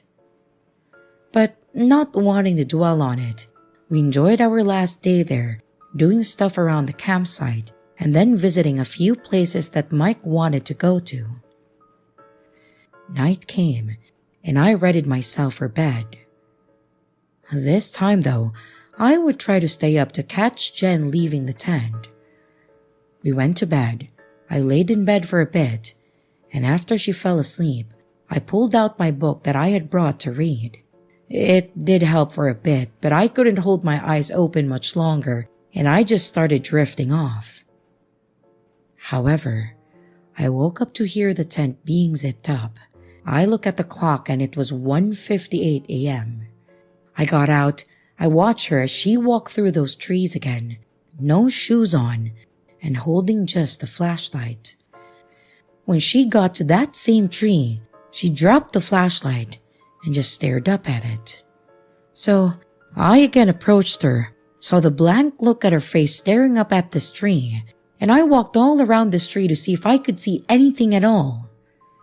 There was nothing there. I shined the flashlight in her face, and she didn't even flinch or blink. And finally, I grabbed her by both shoulders, gently shook her, calling her name, and like some creepy-ass movie, she slowly looked down at me and said, "It's waiting," and slowly looked back up at this tree. I let go of her shoulders. I looked back up at the tree one more time and I just saw the branches move. I could not see a damn thing, but that was enough to make me run back to the tent. I know, call me whatever you want for leaving my wife there, but I felt that something obviously preferred her presence over mine. I definitely couldn't sleep after that, so I just stayed awake. I was waiting to see her return, and like clockwork, she came back at 4:17 a.m. and went right to sleep. It apparently showed the next morning that I didn't sleep well, and as we were packing up, I walked around that tree one more time to see if there was anything there, and there was nothing. The only thing slightly off seemed to be the gap between some of the branches, kind of like when something big goes through a bush and leaves a gap. Something had definitely been in that tree, but I saw nothing. I just told them that I had trouble sleeping and didn't bring it up till after we got home. We didn't have smartphones at that time, so I couldn't really take pictures or a video, but she believed me for some reason. She still didn't remember any of this, but I sure hell did. What's even weirder is that we have gone camping since at other places with no incident. I was reminded of this because Mike is retiring, and he was planning a trip out to the same campsite. With a kid of our own now, we're thinking about going with him. But if she does this again, or my kid does, I'm sleeping in my car.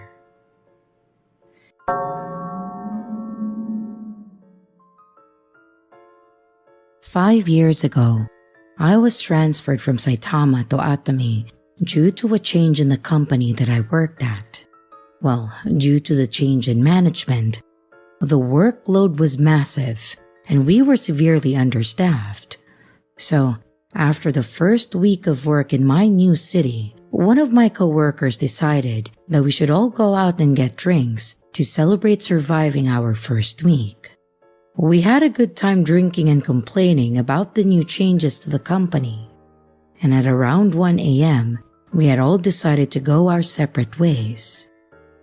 Most ended up going to the train station, but the pub we were at was near to my apartment complex, so I decided to walk home on my own instead.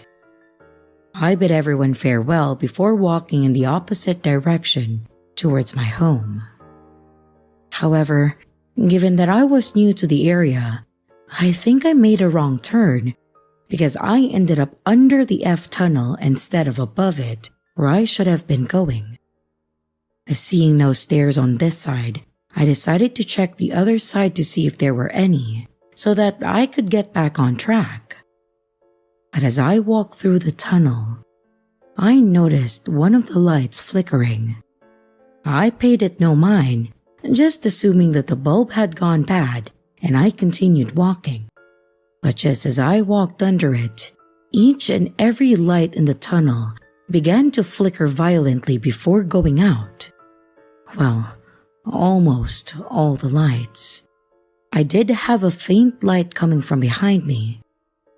Turning around, I saw that only a single light was on, illuminating the tunnel. And what was underneath it was some clothing in a pile. After a second, my eyes began to adjust to the darkness, seeing that it wasn't just clothing, but it was a woman, or at least half of her.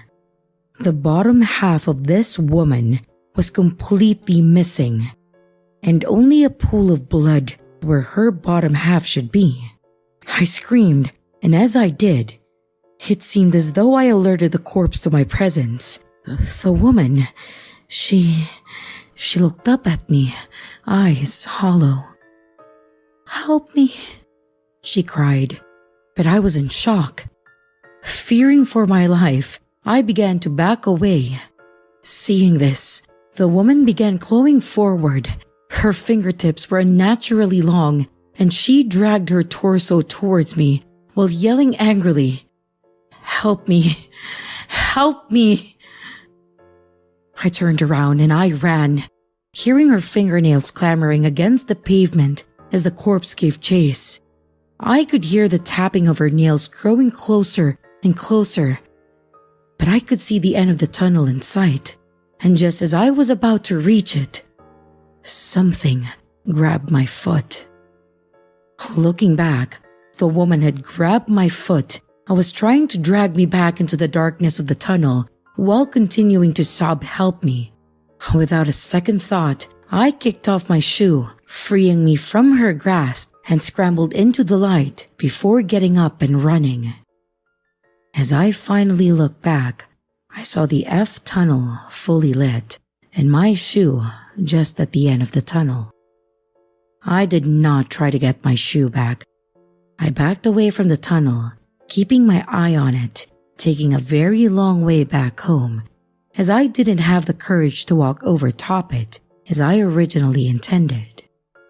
And once I got home, I didn't sleep until late the next day. I never tried to get my shoe back, mainly because I never went that way ever again. I don't know what would have happened to me if I stayed there, and I don't intend to tempt fate and find out.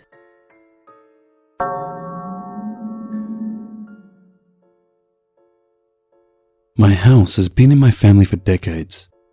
A side house from the main farm home that's on the main part of the popcorn farm I live on in southern Michigan. I've always felt watched in my house, even when no one else is at home.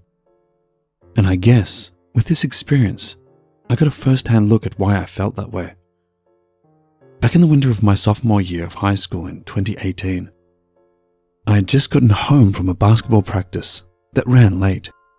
I did my normal routine of jumping in the shower and going straight to bed, just because I had school in the morning, even though I was as wide awake as could be.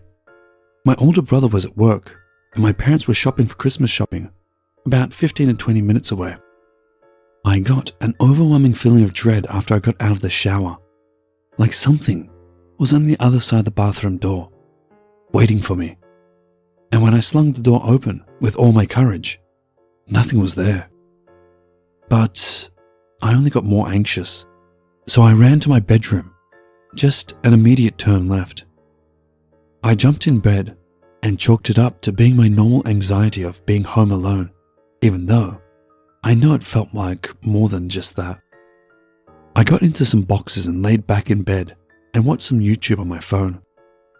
Something from my favorite storytime animator to lighten my mood and relax me until my parents or brother got home, whichever came first.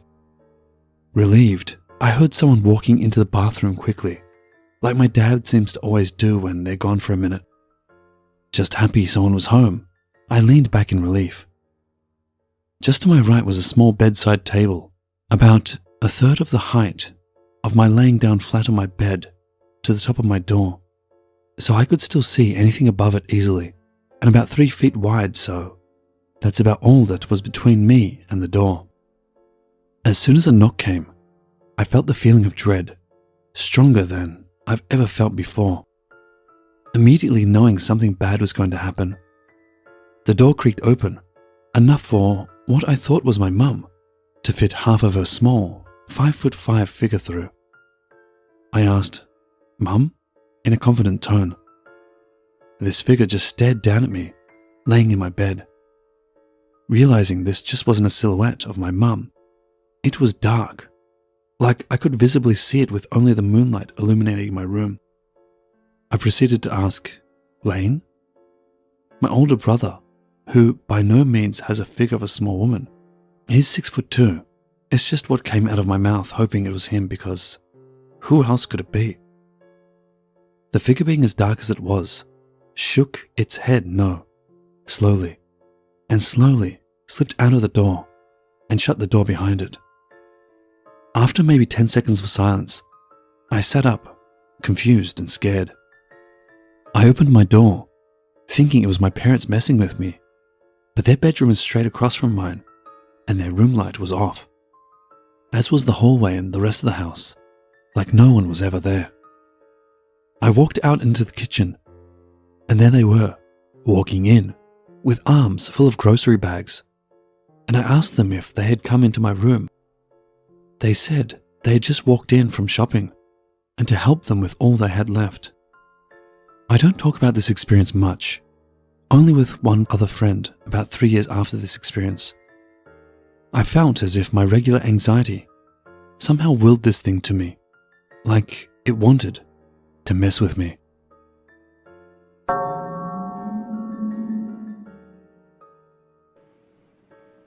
So I, a 22-year-old male, decided to stay in a Motel 6 for one night in the southern New Hampshire area.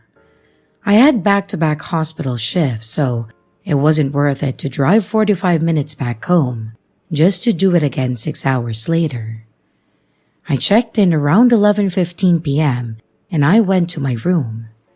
Of course, the door refused to open and the key ended up snapping in half, probably because it was 10 degrees outside.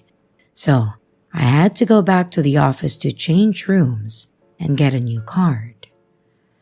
My new room actually did open. It was pretty clean overall, and I didn't see any major issues with it. I try to get some sleep, but I wake up at about 4 a.m. to people arguing somewhere in the hotel. I genuinely didn't think that it was possible to be so unbelievably loud between two people. And this argument went on for what seemed like forever until they finally shut the fuck up. However, about 15 minutes later, I hear someone trying to force their way into my room. I had both locked and latched the door. Yet, the door somehow was cracked open and the latch was definitely about to give out. It would have opened fully if I didn't say, "Get the fuck out!" And between the cracks, I just saw a dark figure in maybe a hoodie or jacket. Now, the instant that I said that, the door closed and the person seemingly left. Now, I would have opened the door and confronted them, but I did not have my gun on with me at that time. I genuinely have no idea what could have happened if I was fully asleep and I didn't hear them open the door. It was my first and last time ever staying at a Motel 6. And for the love of God, no matter how much money you're saving by staying at a Motel 6, please, please, please, just stay at a regular hotel. I promise you, it's worth it.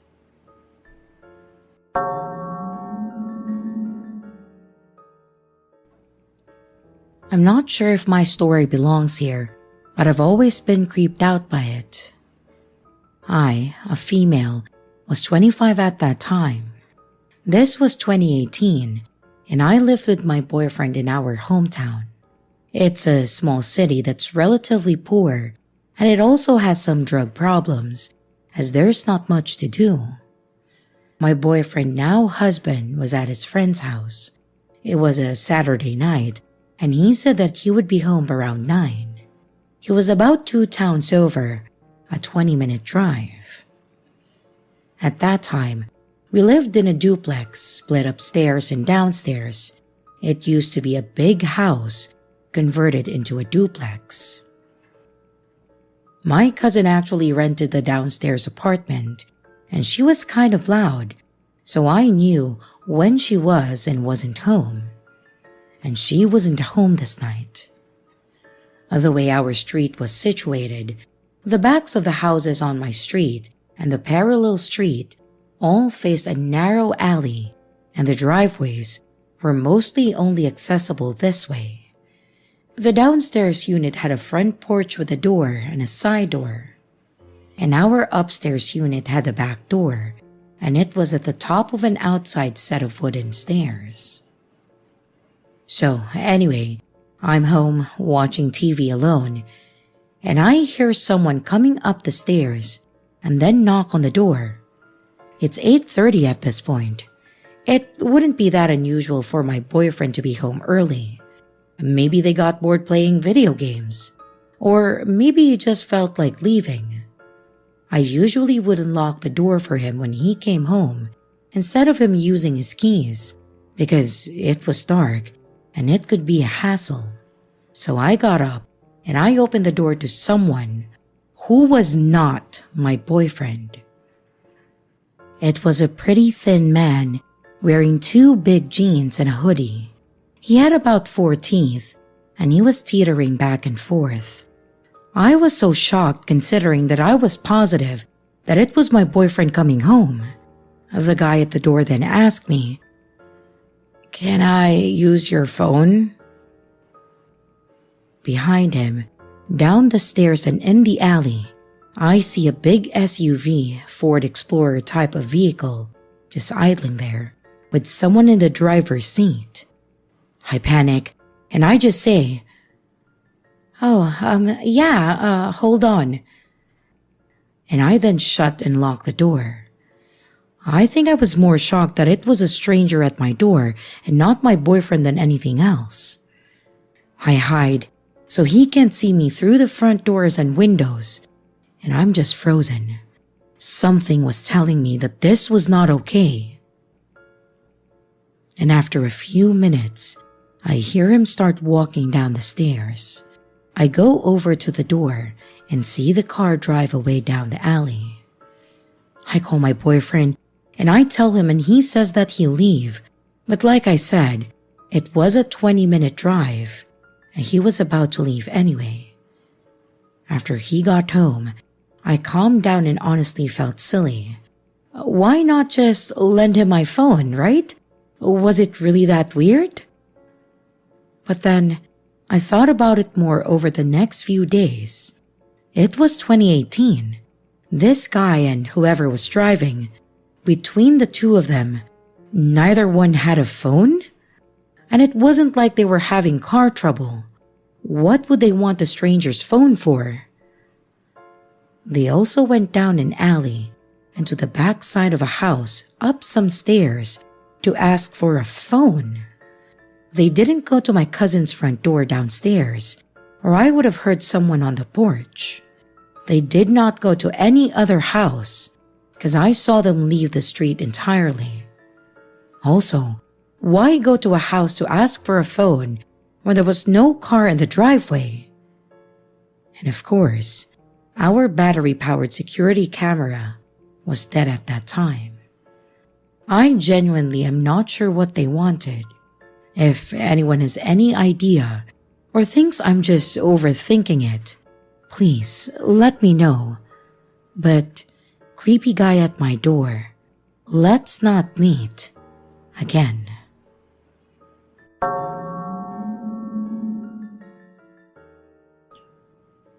Hello everyone. I need some advice on what to do in this rather strange situation.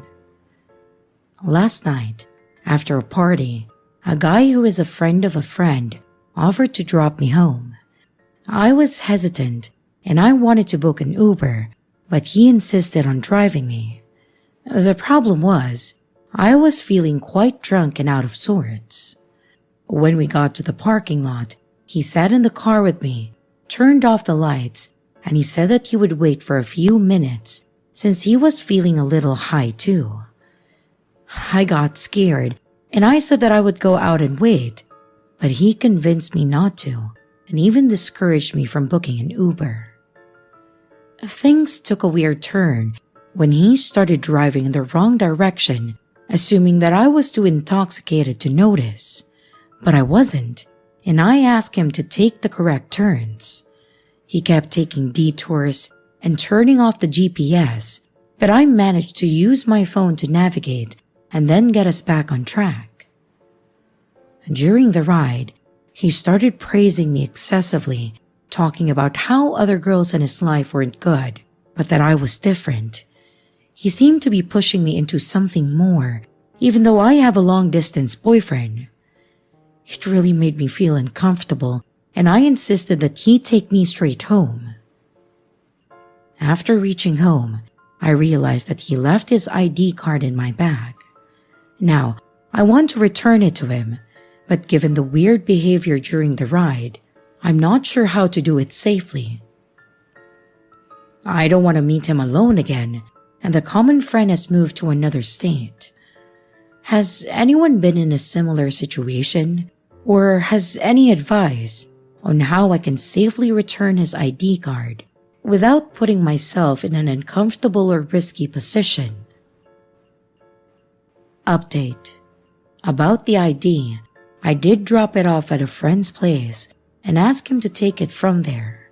He seemed to have realized, but he wants not to talk about it.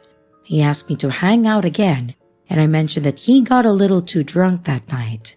I told him the location of his ID, and I then blocked his number. However, I don't want to be a part of any drama, so I was not super rude, as I initially thought that I will be. I politely told him that this made me feel uncomfortable, and that I don't want to be friends anymore, and then I blocked him.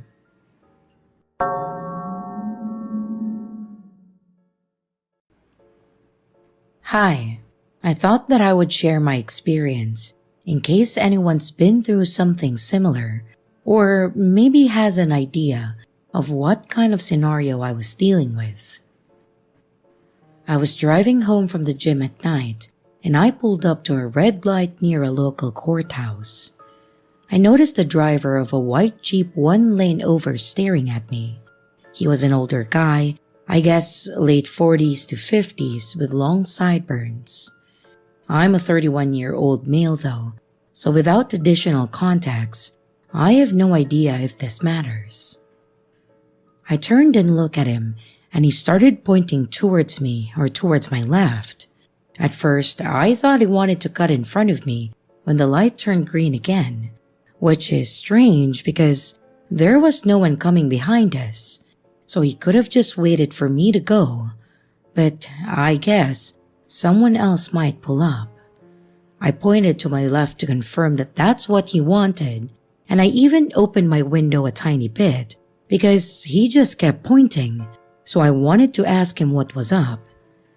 Well, he didn't open his window. The light turned green and he changed lanes to drive behind me. It feels likely that he was trying to tell me to pull over earlier. I kept driving and changed lanes because he was tailgating me and he followed me immediately. Eventually, he switched lanes, but he was driving so erratically, and he kept putting his left turn signal on but not turning left at several lights, for example. He also slowed down to maintain the same pace as me a few times. Eventually, I turned before my actual home route just to throw him off. He kept going, but when I looped around to actually head home, I saw him at the light waiting to turn left on the road towards my house. I didn't stop. I had to keep driving. I'm not sure what his intentions were, but that was strange and unnerving, to say the least.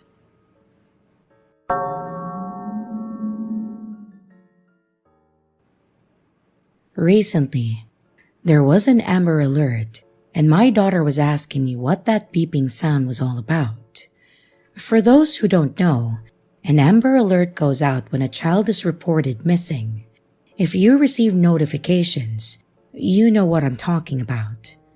The alert will sometimes give information like the victim's appearance, as well as the perpetrator, the location of the abduction, the make and the model of the vehicle.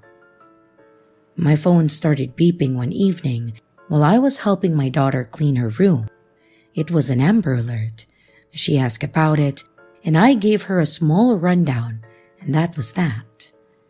However, it triggered a childhood memory that I have, where I believe with all of my heart that I was almost kidnapped when I was a kid. To be clear, this isn't a memory that was laying dormant in my subconscious, and this random Amber Alert and talk with my kid caused it to resurface in my mind. This incident is something that I've pondered and thought about off and on for years now. I'm 41 years old and male, by the way. It's just been a while since I've considered the factors and the details of that experience, and this recent Amber Alert and talk with my daughter really caused me to pause and reflect on that incident. And here I am. As a parent, you worry about these things, and you do all you can to protect your children, especially when you personally experience something truly scary like this. This occurrence happened when I was just a young kid. My guess is around 7 or 8. I can't be sure, but I think that's a safe estimate based on the fact that much of those early childhood memories aren't there anymore. I do remember my kindergarten experience, which I would have been 5 to 6, and also later grades. So this incident must have happened sometime after or around the ages of 7 to 8. My parents took me to a neighboring city to do some shopping. We lived in a small rural town with not much to offer, so from time to time, we would go to this neighboring city about 45 minutes from where we were located. It just had one more to offer. They would take me up there for school clothes shopping, out to eat because the restaurants were better there, and because my mom was a crafter. She loved to make crafts. It was her thing. There were different craft stores and also a fabric store that she liked going to up there. In this specific trip, we went to a fabric store up there, Jo-Ann Fabrics to be exact. This was a pretty big store, and as a little kid, I guess most every place seems big, but no kidding, this was a sizable store. My dad sat out in the car while I went in with my mom. He did that a lot, sit in the car, when there was a store that he just didn't want to go in. So I really can't blame him there. I can't recall exactly what all my mom was looking for or trying to get in that store that day, but I do remember what section we were in. It was an area with a bunch of racks with various fabrics hanging. Imagine a clothing store with circular racks with clothes hanging around them, and that's pretty much what it's like at this fabric store. Racks of hanging fabrics. I remember this area being slightly toward the beginning or entrance of the store.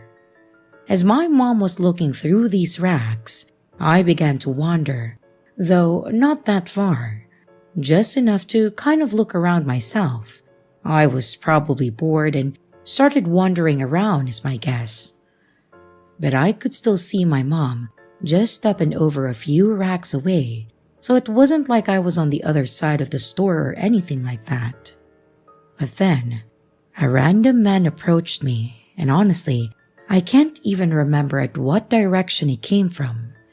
It's just like I was there by myself 1 minute, and the next, I looked up and I saw this guy. It was like he came in fast and out of nowhere. I quickly looked over to where my mom was. She had moved a few racks up and away, but I could still see her. There was a fair bit of distance between my mom and me at this point. So here I am, standing behind some rack of fabric, with this older guy opposite me in the other side of this rack. But then he speaks to me. He said, "Hey little boy, how you doing there?" I remained silent because this took me completely off guard. He asked again, "Where's your folks at? Are you alone here?" I stood still and quiet. Come here. I got something to show you." At this point, he started advancing towards me, coming around the rack to where I was. I quickly started the other way, but he stopped and started coming around the other way as if to meet me in the middle. I was scared at this moment and became instantly aware that this man seemed dangerous, like he was trying to get a hold of me. "Come here," he barked. I jerked as fast to the left, but he did the same. He had this wild look in his eyes now. Whichever direction I went, he followed. But remember, there's a rack between us. And God, am I so thankful for that rack. After some back and forth movements from me and this man, I finally lock in on my mom and yell, "Mom, help!" You would have thought I screamed bloody murder. It was so loud, but it got my mom's attention. "What's wrong?" she asked.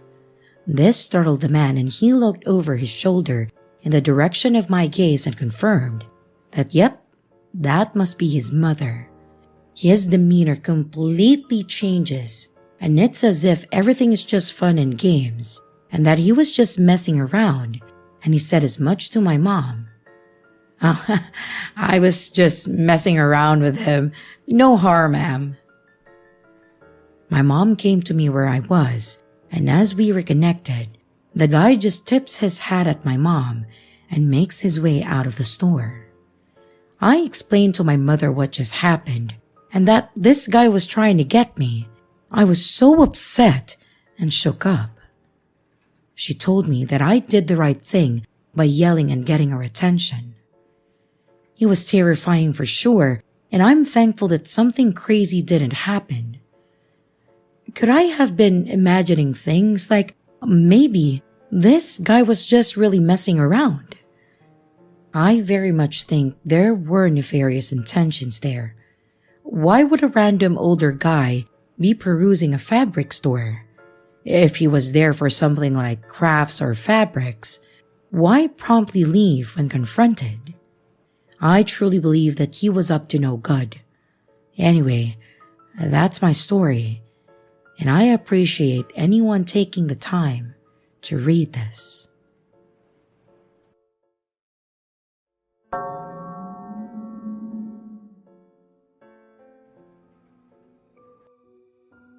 This story comes from Belgium and took place in 2020 during COVID confinements. I was 20 back then, and at that time, because of the severity of the pandemic in Belgium, the law stated that you could only go out to practice sports or to work, so I took the habit of meeting with a friend to go out for runs and to practice all kinds of sports in general. Both of us were quite fond of urban exploration, and knew a spot in the outskirts of Brussels consisting of an old sports and wellness center where we took the habit to hang out after our runs. To go into that spot, you must go through a hole in a fence on a street and then cross a small portion of the woods, and you'll come up on a football pitch and a tennis court, and up on a hill is the center, which is an old 4-story building, and the whole center takes a whole street block. On that day, we had just finished the 5-kilometer run, and then we went to our spot as usual.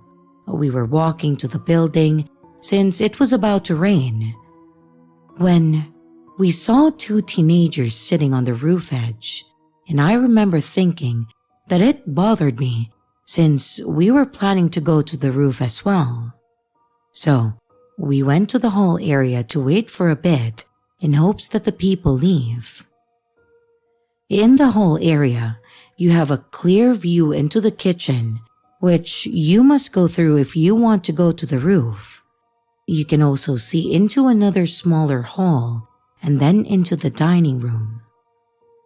My friend was rolling himself a cigarette while I was gathering 2 chairs and an office table for us to sit. Well, this next part gives me chills to this day.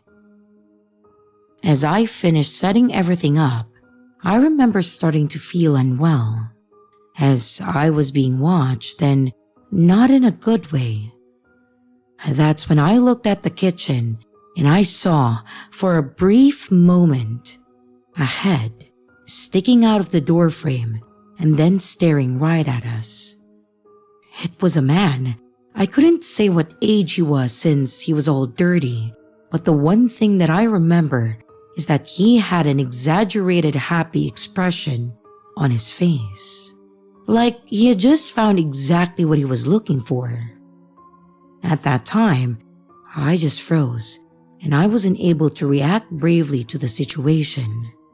I leaned slowly towards my friend, all while keeping an eye with the man, and told him very calmly that we had to go immediately. I tend to make lots of jokes to all of my friends, especially Sully, but when he saw the look that I had on my face when I told him that we had to leave, he didn't say a word. He just took his backpack and then stood up. We ran to the football pitch and saw the 2 teenagers were still on the roof, so we started to tell at them, asking if the man was with them or if they saw him, but they just answered no to that, and that they hadn't seen anyone and that they had come by themselves. So if someone was there, he wasn't with them. We told them that it was probably better for them to leave as well, since we didn't know what the man in the lobby was up to. They told us that they would be fine and that they would leave a bit after. We decided to leave since we had already told them what we saw, and we also had already been out for very long, so it wasn't very legal with confinement rules. And as we were walking towards the woods, I turned back and I could swear that I saw the silhouette standing in front of the staircase leading to the roof, but my mind didn't quite react and I just left alongside with my friend. I was so shocked that I just decided not to talk about it to anyone in fear of them not believing me or possibly making fun of me. My friend, Sully, is the only one who was there, and he didn't take a look at the man, but he is as scared as me just by seeing my own reaction at that time. I don't know what happened to these strangers. I found local articles and papers dating from that time about teenagers being chased by a crazy man in an abandoned building, but that information given wasn't enough for me to be sure if it was the same people and the same story.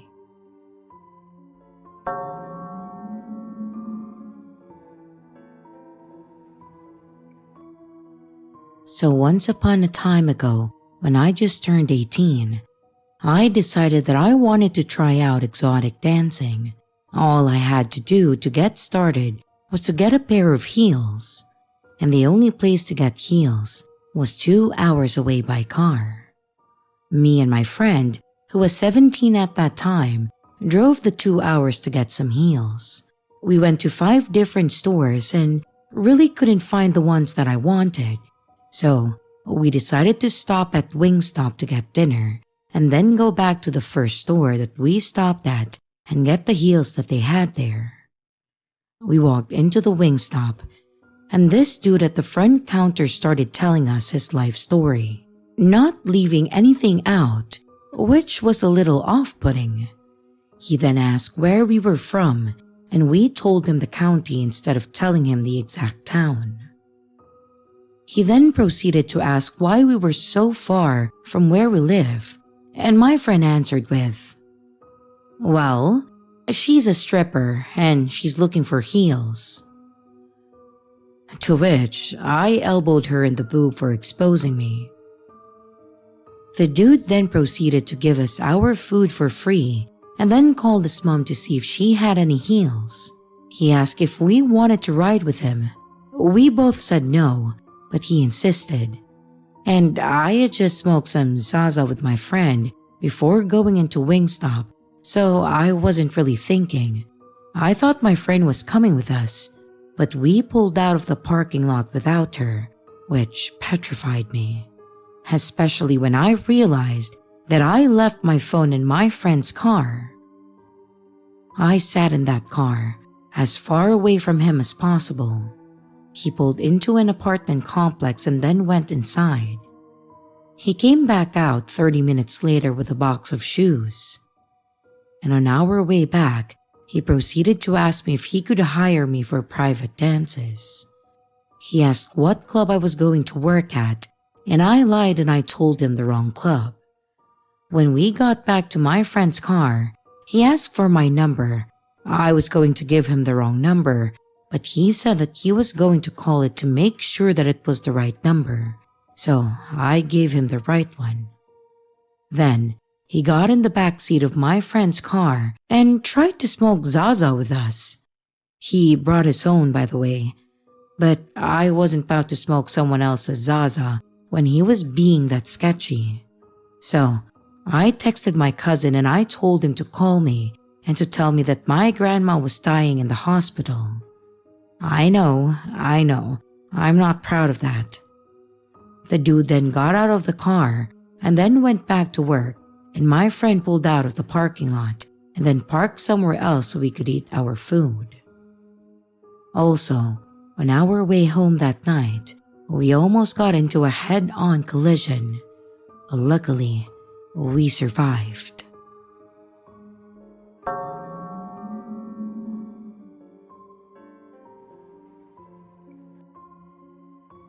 This happened to me a few years ago, probably back in 2017 when I was 14.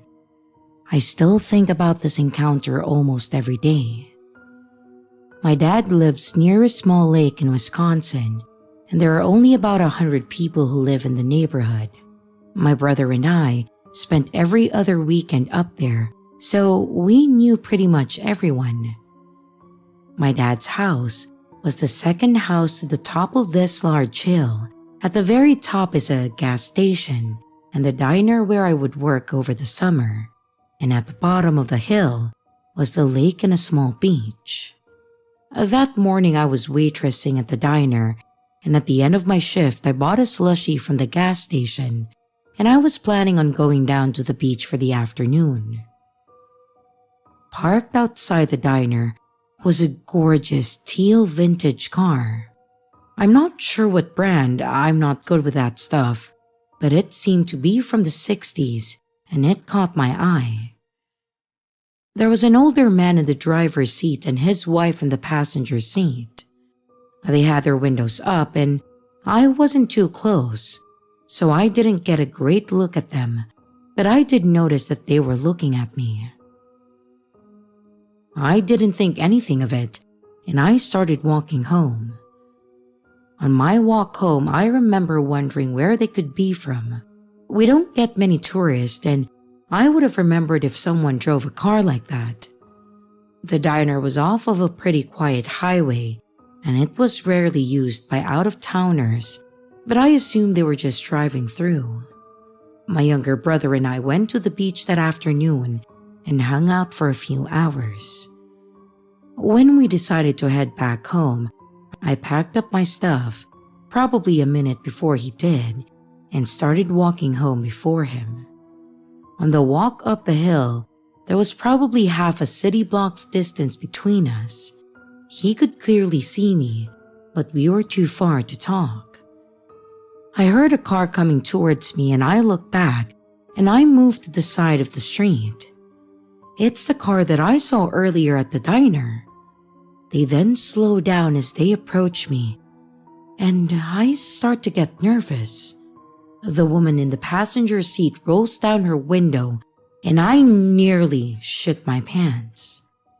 They both seem to be wearing hyper-realistic latex face masks.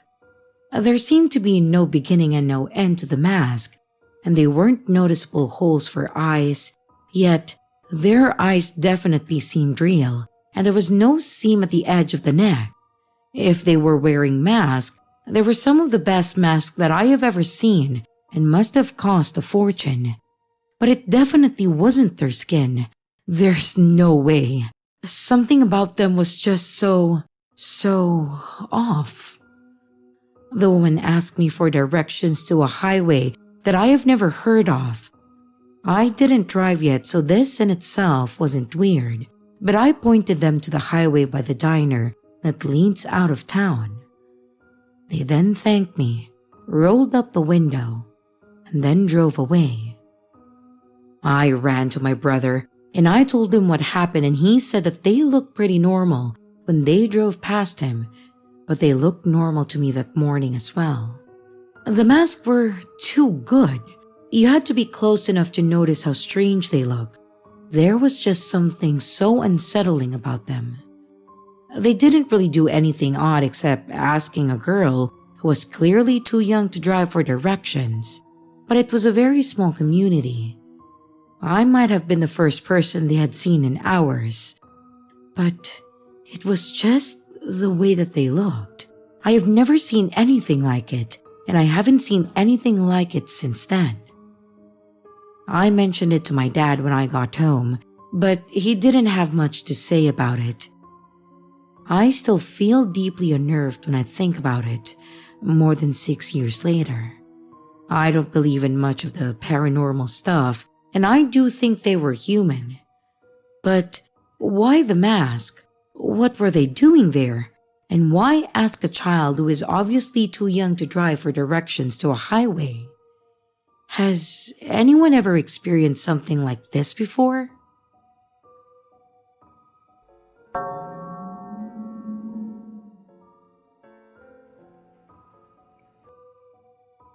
This happened when I was a bartender about 4 years ago, but I think about it often as it has changed the way I operate throughout life. I now refuse to go to any store alone after midnight. For the story's sake, I will tell you that I was 25, attractive and slender at the time. On a busy Friday night, I was bartending with the bar manager and he had noticed that we were very low on some bar necessities after the dinner rush. So I was sent out to go to a 24-hour grocery store down the road to pick up the odds and ends that we were required to get us through the weekend. I picked up everything that was asked of me without trouble at the store, until I got to the liquor aisle. There were two country-looking guys there that were probably around my age in the aisle, and they were staring at me and whispering to each other in a way that made me uncomfortable, as I assumed they were making comments about me. All pretty innocent so far. Before they could approach me, I grabbed what I needed very quickly and power walked to the self-checkout. I really booked it out of there, because when you're a bartender, it's kind of like you are on stage and are required to be charming and interact with people that you otherwise absolutely wouldn't be able to tolerate unless you're getting paid to. I get to the self-checkout, and hot on my tail are the two guys. I'm scanning my stuff, and they use the scanning station next to me. I get a better look at them now that they are right next to me. One is taller, muscular, and average looking. The other is shorter and more plump. They both looked dirty, and their eyes were completely bloodshot. Not sure if they were high on something or had already been drinking for a while. They continued to stare at me and our eyes awkwardly met, so I did the pleasant Midwesterny thing to do and flashed them a quick half-assed closed-lipped smile to be polite. The taller one starts trying to talk to me. "Hey, looks like you're ready to party, huh?" I replied with something like, "Yeah, something like that. It's not for me though." They walk closer to me and ignore their responsibility to scan their items. "Oh, must be for your boyfriend, huh?" I flash the awkward, tight-lipped smile again and roll my eyes slightly, like, this is your hint that I'm not interested, fellas. The taller one continues to try to talk to me. "You could come hang out with us tonight. We could show you a real good time if you know what I mean." I reply with, "No thanks, I'm good. I have plans already." Well, the tall one starts to get upset that his moves aren't working like he'd hoped and starts using a more threatening tone and moves very close to me, like 2 inches away, but I ignore him, staying focused on the scanner. I don't think he had showered in a few days by the smell of him. He gets a little louder and says, "I see how it is. You probably only fuck doctors and rich men like that. You think you're too good for us. We can show you that you aren't. We can teach you a lesson." Now, I'm not sure in what context he meant, but it definitely wasn't good. Still not looking at him, I turn away so my body is blocking his view of my purse, which I set on the scanner, to grab my 4-inch pocket knife out and slid it up my jacket sleeve in case I need to protect myself, acting like I'm searching for my wallet. I do this, however, in view of the self-scan worker standing at her podium, and I look at her with wide eyes, trying to communicate that I do not feel safe, and I might need help. I turn back to the machine and slid my card to pay while the creepy and hostile guys are practically standing on top of me.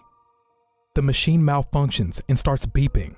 The lady worker comes over immediately, and the guys standing next to me change their expressions from, "I am planning to torture you for a couple of days and toss your body into a creek," to, "Just your friendly, good old country boys making polite conversation over here."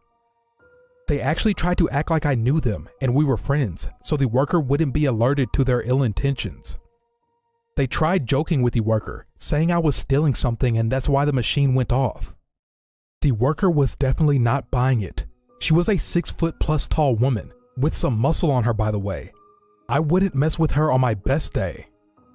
Anyways, she presses a few buttons on the screen, shooting the guys a very unimpressed look when they were trying to act charming, and cancels the order completely. She turns to me and says, "I am sorry for the inconvenience, ma'am. This machine seems to not be working correctly. Why don't you gather your things and I will ring you up at an actual register?" She puts her hand on my back and gives me a wide-eyed look like I gave her a minute earlier, letting me know that she sees I am in danger. I pick up my things to follow her to the register that is near the security office. The guys linger around the self-scan, still glaring at me, and eventually complete their purchase but stand at the exit, assuming they are waiting for me. I felt like I would be walking to my death if I made my exit in that moment. The worker keeps a close eye on the guys and scans my items. As she's scanning, she tells me there really wasn't anything wrong with the machine I was using. It just misread my credit card. She said, "I had a bad feeling about those guys from the moment they walked in, and then I saw them getting aggressive towards you. I already rang security to be ready to walk out to the parking lot and make sure you left safely when you were ready to leave. Then I saw you take that knife out and put it up your sleeve, getting ready to protect yourself. Good girl. As much as I'd like to see you show them that they picked the wrong girl to mess with, I'm glad I was able to pull you aside and make sure you are safe. I see them waiting by the door for you. I'll just keep pressing buttons on the screen and act like I am having trouble with your order until they give up and go outside. Our security officer and I both are still going to escort you to your vehicle when you leave." I thought to myself, this woman seriously deserves a raise. I thanked her over and over again and told her what they said to me. I was getting afraid because I don't know what these guys are capable of. As I'm talking to her, my bar manager calls me to see what's taking so long. I explained what was happening, and he was obviously very concerned and ready to come up there himself and kick some ass. By the time I hang up, the the guys had given up and walked outside to the parking lot. The worker said to give it another few minutes because she had a feeling that they may still be in the parking lot waiting for me to walk out and see which vehicle was mine so they could follow me. My instant thought was, no way, they have to be gone by now. I was wrong. The worker and security guard escorted me out, and as it was after midnight, you can imagine how empty the parking lot was. Towards the back of the lot, there sat an old big pickup truck running with the lights on pointed towards the store. It was a huge parking lot, and it wouldn't have made sense for them to initially park like that. So I'm assuming they moved the truck to sit that way so they had a full view of when I exited the store to go to my vehicle. It was like being stalked by very hungry lions. When I unlocked my car, they saw that me, the worker, and the guard were looking directly at them, and that I wasn't getting in my car until we watched them leave. They then peeled out of the parking lot. I mean, they seriously did a burnout to establish that they were pissed and trying to intimidate us or something. Aw, poor creeps didn't get their way. Boo-hoo.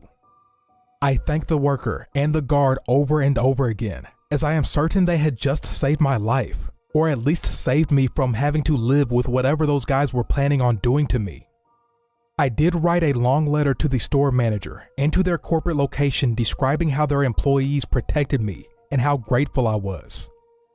I really hope that earned her a promotion, bonus, or raise. She didn't know me at all and was ready to protect me, which really isn't her job, but she did it anyways. Needless to say, I do not go late night shopping by myself anymore. Never will again.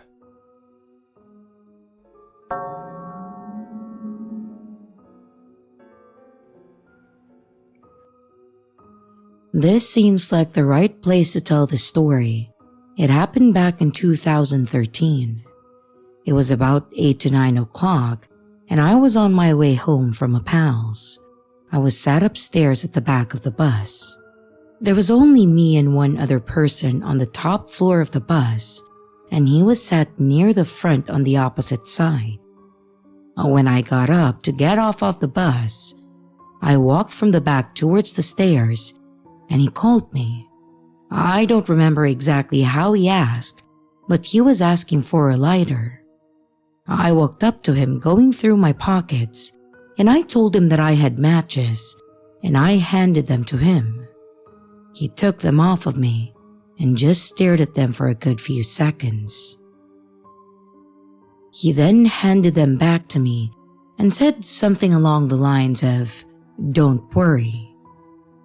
The time it took him to decide not to use them felt very strange to me, and the eye contact before and after just felt intense. I walked down the stairs thinking, what the hell was up with that? And then I got off the bus. I told a couple people how weird it felt and described what he was wearing. He was wearing a zip-up black hoodie with a knockoff Hardy-style tiger on the chest. Well, fast forward about a week, and there's a fatal stabbing on the bus in my city. A young girl on her way to school was stabbed to death on the top deck of a bus. Stabbings are pretty common in my city, but a young girl being killed on her way to school, well, that's big news anywhere. They show a photo of the suspect being arrested, but you can only see the back of his hoodie. And straight away, I think that's the exact same Ed Hardy knockoff, and then I start wondering if it's the guy that I had seen. When they released more photos of him from the front, I knew it was him.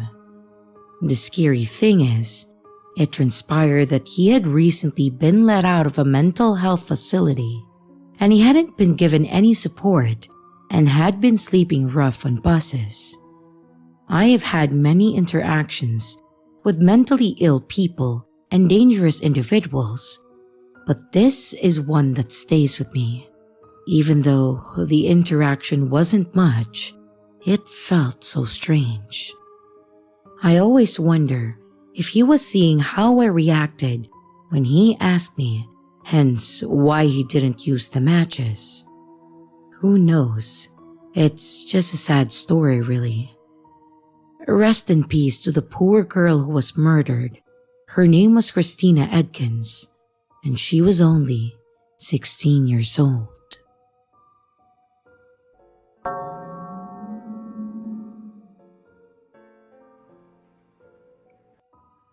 Last year, I moved to another city after finishing high school. I assessed several college options and then decided on one that would have me move roughly 3 hours. I found an apartment where I would be able to live without any roommates, and that was in a safe part of town with a reasonable rent. It was also close to some attractions in the city, which was an added bonus to me, as it would still allow me to have a reasonable social life. For the first 4 months or so, it was great. There were absolutely no problems or safety concerns of any sort, and I managed to become good friends with a guy who studied at the same college as me, who, coincidentally, lived around 5 minutes away from me, so we would often hang out at each other's place. One night, just as winter started, he called me over to play video games and hang out, and we had a pretty chill night. We drank a few beers, had a good few laughs, and then enjoyed ourselves. At around 1 a.m., we decided to call it a wrap, and I headed home to my apartment. When I got back home, I decided to head out to the balcony that overlooked the entrance of my building to smoke a cigarette. I vividly remember looking around and seeing absolutely nobody. It was a cold winter night, and it wasn't the weekend, so understandably, everybody was at home.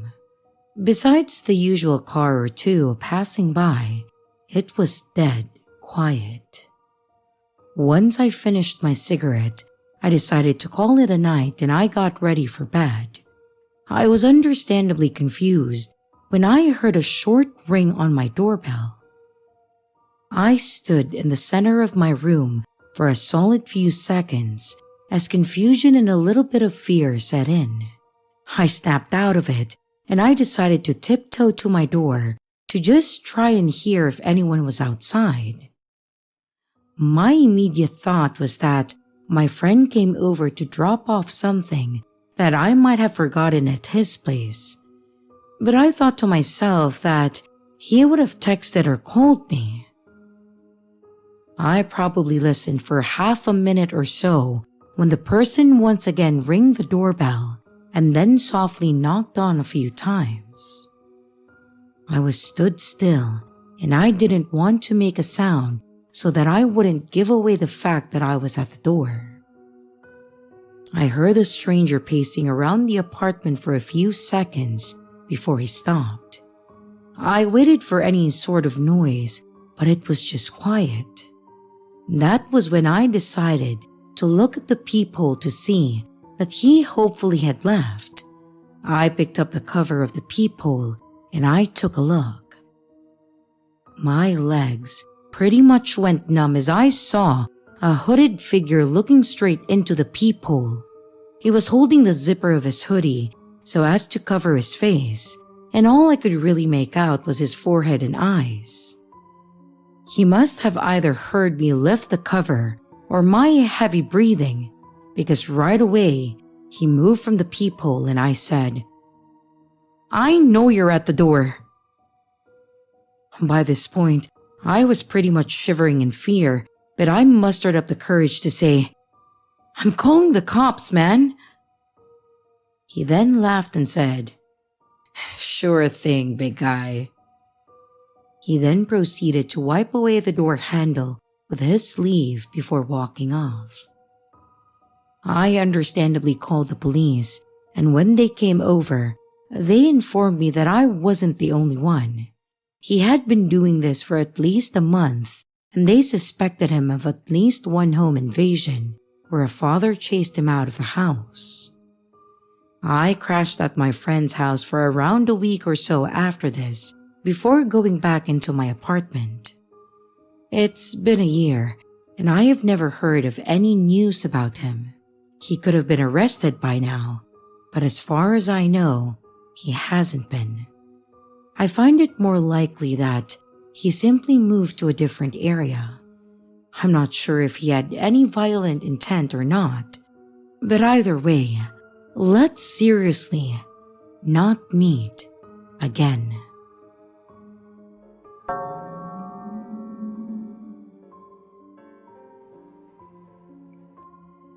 I was a 20-year-old college student, and my friend and I were living and working near her college for the summer.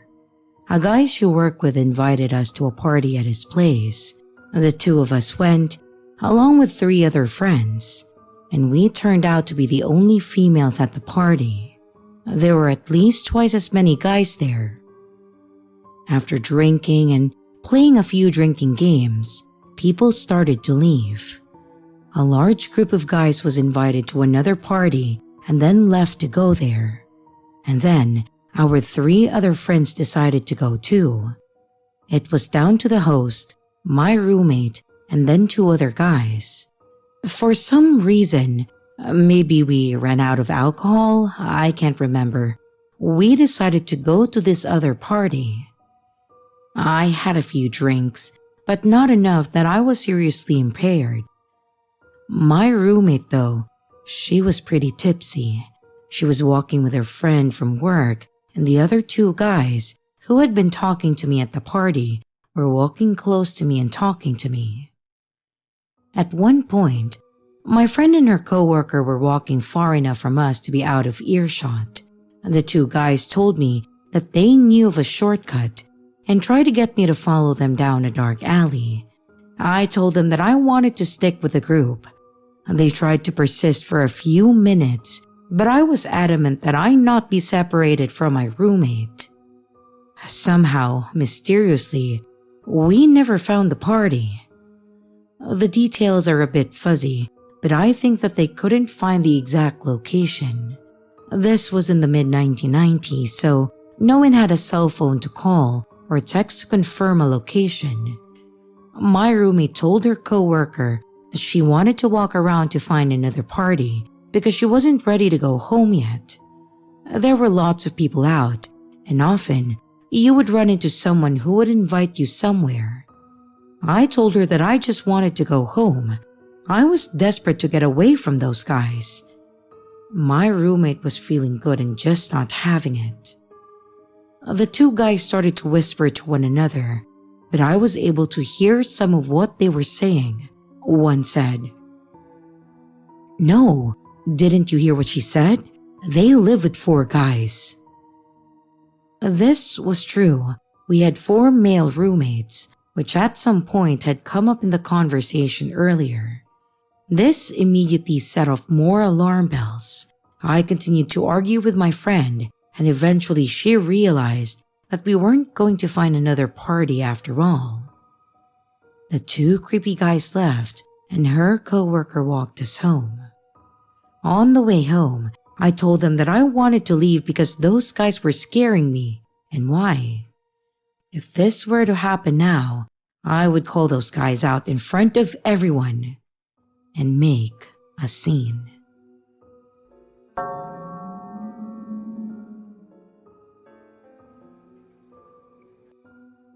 This encounter happened a few months ago.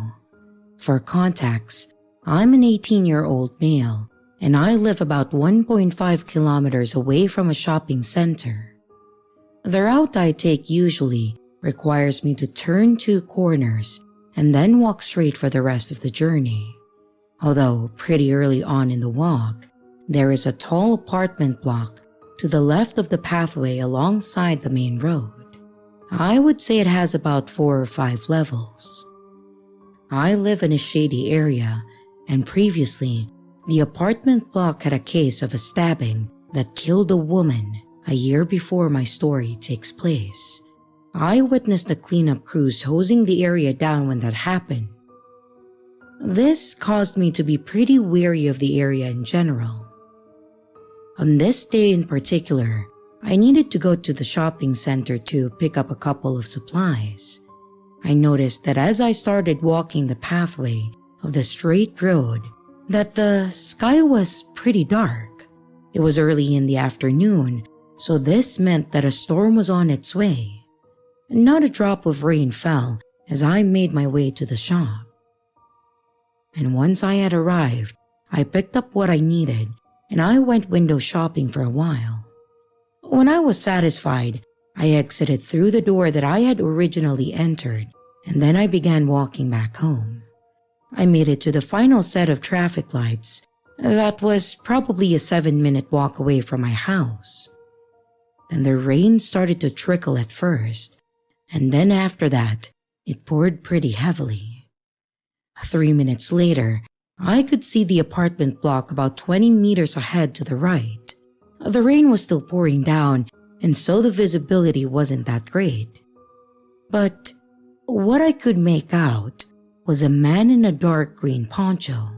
He had the hood of the poncho over his head and also a big grin on his face for some reason. As I got closer and closer to him, I didn't like the feeling that I was getting.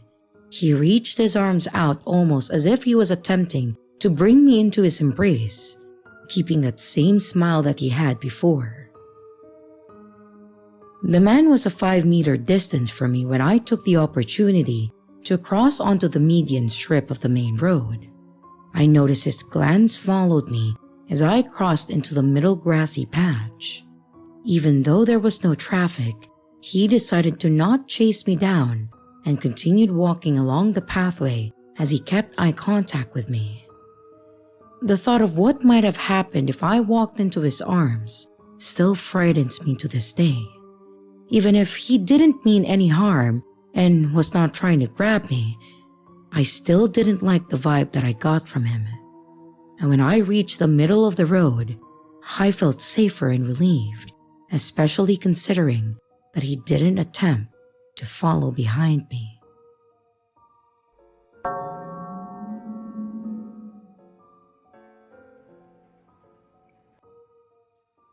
Hello, my name is Alex, and here's my story. At that time, I was in my old bedroom, which was basically one of the smallest rooms in the house. I am now in a new bedroom, and this one is way more spacious. Maybe my room was about 5 meters by 5 meters, and it could only fit a bed, 2 nightstands, and a dresser with a mirror screwed on top. It was in the basement. Now, most of you guys probably think a basement is dark, creepy, and eerie, but mine was not. My parents made sure to make it as full of life as possible. They painted the walls, installed a gaming room, which I used often, and basically making it really cool if someone in our family wanted to have a party there. And now, the room I had, I think it was actually fair that I had that one room, because before we moved houses, both of my brothers had to sleep in a tiny bedroom, about 5 square feet large. Basically the worst, and I had the biggest room in the whole house. So, at that time, we had 3 cats. One died later on after what I had lived, but that's not really relevant to the story. One of the 3 was my favorite. I loved her, and I took care of her, and she made sure that I wasn't depressed. Sometimes, we would just let her go outside during the night, and I would let her go in sometime when she scratched on my window. I was an insomniac, and I never slept well. My parents knew about it, so they decided to get some melatonin pills to help me sleep. My window was on the top of my bedroom's wall, which meant that my cat didn't need to hop on any type of ledge or border to scratch with her paws on it from the outside, letting me know that she wanted to get in. It was a night that I decided to take some melatonin pills, which worked fantastically when I couldn't sleep, and so I was literally about to sleep, like I was on the edge of dreaming, when I heard my cat scratch, or so I thought. I sighed, I got up to move my curtains out of the way so that I could let her in. But when I opened my window, I heard something move or step on the rocks that were around my window. At that time, I was too sleepy to realize that it wasn't a cat's footsteps that I heard, but a human. So, as a normal person, I yelled my cat's name and I put my hand out of the window to tap on the ground as to let my cat know that she could come and get in. That was my mistake.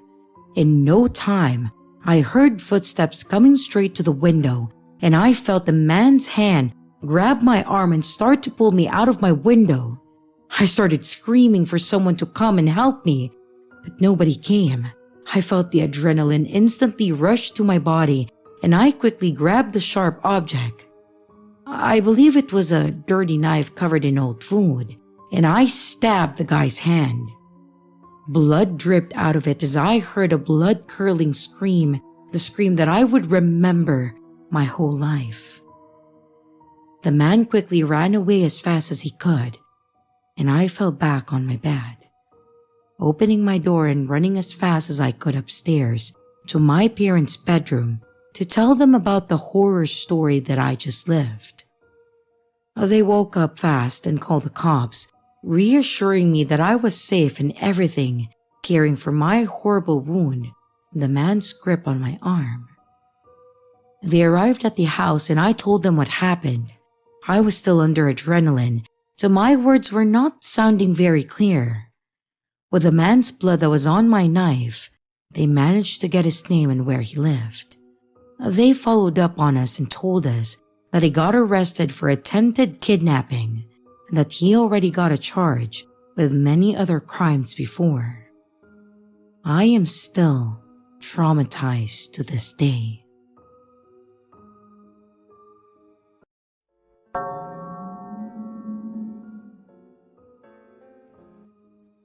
I have been a long-time reader of this subreddit, so it is honestly kind of surreal that I now find myself writing about an experience that I had very recently. It was a Friday night, and I had gone to bed early, as I had work on Saturday morning. After reading in bed for a bit, I drifted off at around 10:30 p.m., only to wake up about an hour later to loud screams and people yelling profanities. I thought my girlfriend was watching a movie with the volume way up, so I went out into the lounge room to ask her to turn it down a little. But instead, the TV was off, and my girlfriend was staring at the front door with her eyes wide. Our apartment is on the ground floor of the building, and so our front doors open directly out into the lobby of the building. The voices in question were coming directly from the lobby, and I could not make out specifics, but there was a lot of swearing. In my defense, I was half asleep, and the language of the country that I live in is not my first language. My first thought was that it was some kind of domestic dispute, but after listening, I realized that it was a group of men that sounded extremely aggressive. I looked at the WhatsApp group chat for my apartment building, and to my horror, I saw a message from one of the people in it that there were armed men in the building and that we should not leave our flats. The country I live in is experiencing a marked uptick in crime, and I had heard stories of armed groups of men robbing entire apartment blocks. But these had seemed fairly apocryphal to me. However, that was my first thought, that these men would kick down our door and then rob us. One of my dogs started to growl at the commotion outside, and I shushed him, and thankfully he obeyed. I heard a commotion in the apartment above me, and I went out to my patio to see what was happening. I heard what sounded like a large piece of furniture being knocked over, and women and children screaming in terror. At this point, I had no idea what was going on, but I knew that by now they would have robbed us already if that is what they had planned to do. My girlfriend and I decided to hide in a small shed at the end of our patio, monitoring the group chat on our phones. Our bigger dog silently stood watch outside of the door of the shed, and his eyes locked on the sliding door at the end of the patio. I would find my smaller dog later, cowering between the washing machine and the dryer. After 10 extremely tense minutes, I heard the screeching of tires, signaling what I hope was the perpetrators fleeing the scene. Eventually, someone in the group chat said that the police had arrived, and we breathed a huge sigh of relief, and I came out of hiding and opened the front door. Alarmingly, on the floor of the lobby, there were zip ties that had been cut, and the security guard was talking to one of the tenants. The man was bleeding from a large gash on his face and looked extremely shaken. Over the next few hours, the story would unfold. The man I saw with a gash on his face was the tenant in the upstairs apartment, the one that I had heard the commotion coming from. He was the owner of an import/export business, and for whatever reason, had a sizable sum of money in cash hidden in his apartment.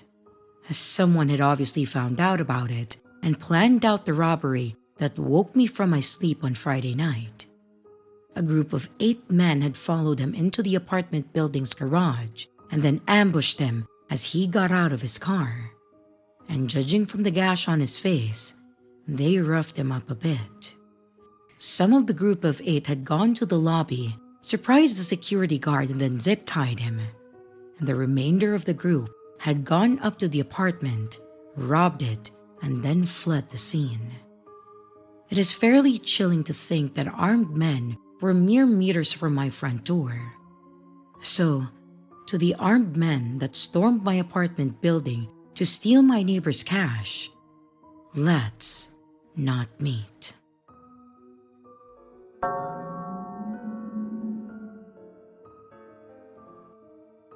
This happened to me when I was a teenager, some years ago, but I still think about it sometimes. So, me and my 4 friends were on this 1-hour bus ride to go to my parents' house to hang out. We were sitting and chatting in the back of the bus. The bus is empty except for us and this middle-aged man sitting a couple of seats away from us. He looked like a normal businessman on his way to work or something, wearing a suit and carrying a briefcase. But after a while, we noticed that he was behaving kind in a weird way. He was chugging down beers rapidly, which is not that common on the bus, and also, it was in the middle of the day. He was also pretty openly flipping through a porno magazine and kind of muttering to himself. Okay, weird, but we didn't really get too bothered. But after a while, he starts approaching us, sitting closer and small talking with us a bit. He was asking how old we are, where we're headed, and so on. We kind of just reply politely but try to end the conversation pretty quickly since he's creeping us out. Apart from the beer drinking and the porn magazine, you can really sense something is wrong with this guy. He's grinding his teeth a lot, and he has this blank stare like he is looking right through you, and he's not really there, you know? When we stop talking to him after a while, he just sits there silently and then stares at us for a while, breathing heavily like he's getting more and more agitated. And after a minute or so, he suddenly leans forward and then pulls down the sleeve of his shirt. On his arm, he has 3 big pairs of sharp-looking scissors duct taped to his arm with a sharp end pointing up towards his hand. He's stretching out his arm and making sure that we all see the scissors, and then he says, Does this make you respect me? Am I getting your respect now?" We just sit there with our mouths open. I'm scared as shit, not really sure what to say or do, and just panicking because I'm not sure what this guy is capable of.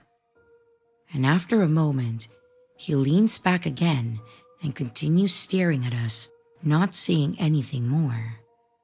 And we don't say anything either, afraid of setting him off, I guess.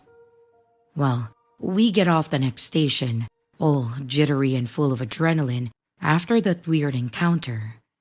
If I wasn't a clueless teenager, I would have called the police at that point. But we didn't, and I still think about it sometimes and wonder what a guy like that, who is obviously unhinged, is capable of.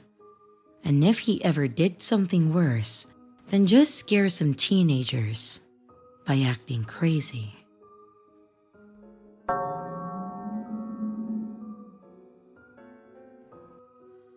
My auntie owns a local diner in the middle of a small town where everyone knows everyone. And recently, she had almost half of her waiters quit within a month, which she knew about but didn't tell me why when telling my mom this, and I overheard it while doing homework at the dining table. Then, she asked my mom if my two older sisters could help out, but my mom said that the oldest is moving out of town to live with her fiancé, but agreed to let my second older sister work. Then my auntie asked about me. Mind you, I'm a 15-year-old girl, and the last thing on my mind to do after school is going to work, even just for a few hours. Even if I find time to get home in the evening and then finish my homework, I still wouldn't like the idea at all. My mom was quiet for a little before agreeing, since even I know that money is a touchy subject. Ever since my dad divorced my mom, I was chosen to stay with my mom 100% because my dad is an alcoholic and often liked to hurt my mom and have done some nasty things to my sisters and I. I don't know where he is now, probably in jail or married to another poor woman who will be his next victim, but that's partially the reason why we were struggling when it comes to money. Fast forward a week, I went to school on a Wednesday morning like normal, except I had to pack a set of extra clothes in my already stuffed backpack. My aunt talked to me and told me that I have to wear a uniform, and she doesn't want my mom to know what I wear. She wants me to put it into my backpack instead of going to school in it. She even said that she can wash it every week since it'll probably smell like eggs and other diner foods.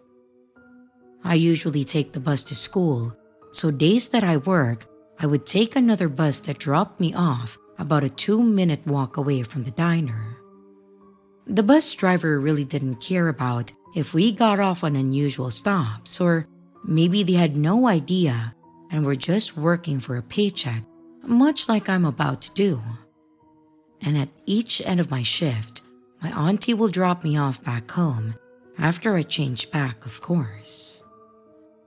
Once at the diner, I would go to the back through the kitchen, which had 2 chefs who work harder than any cook that I have ever seen, and right to my auntie's office. There, I could see her computer on a desk and a whole lot of paperwork, some clothes all around, and it's just a total mess. My outfit is basically a button-down white t-shirt and a white miniskirt and one of those tiny aprons that only cover from waist to crotch area. I kind of like the way this fits on me, but the fact that I'm wearing all white means that I'm going to get dirty maybe every single night. My sister has a similar outfit, but her skirt is longer since she sometimes does shave her legs or something. I just know that I don't have the same issue she has. The first night went well, actually.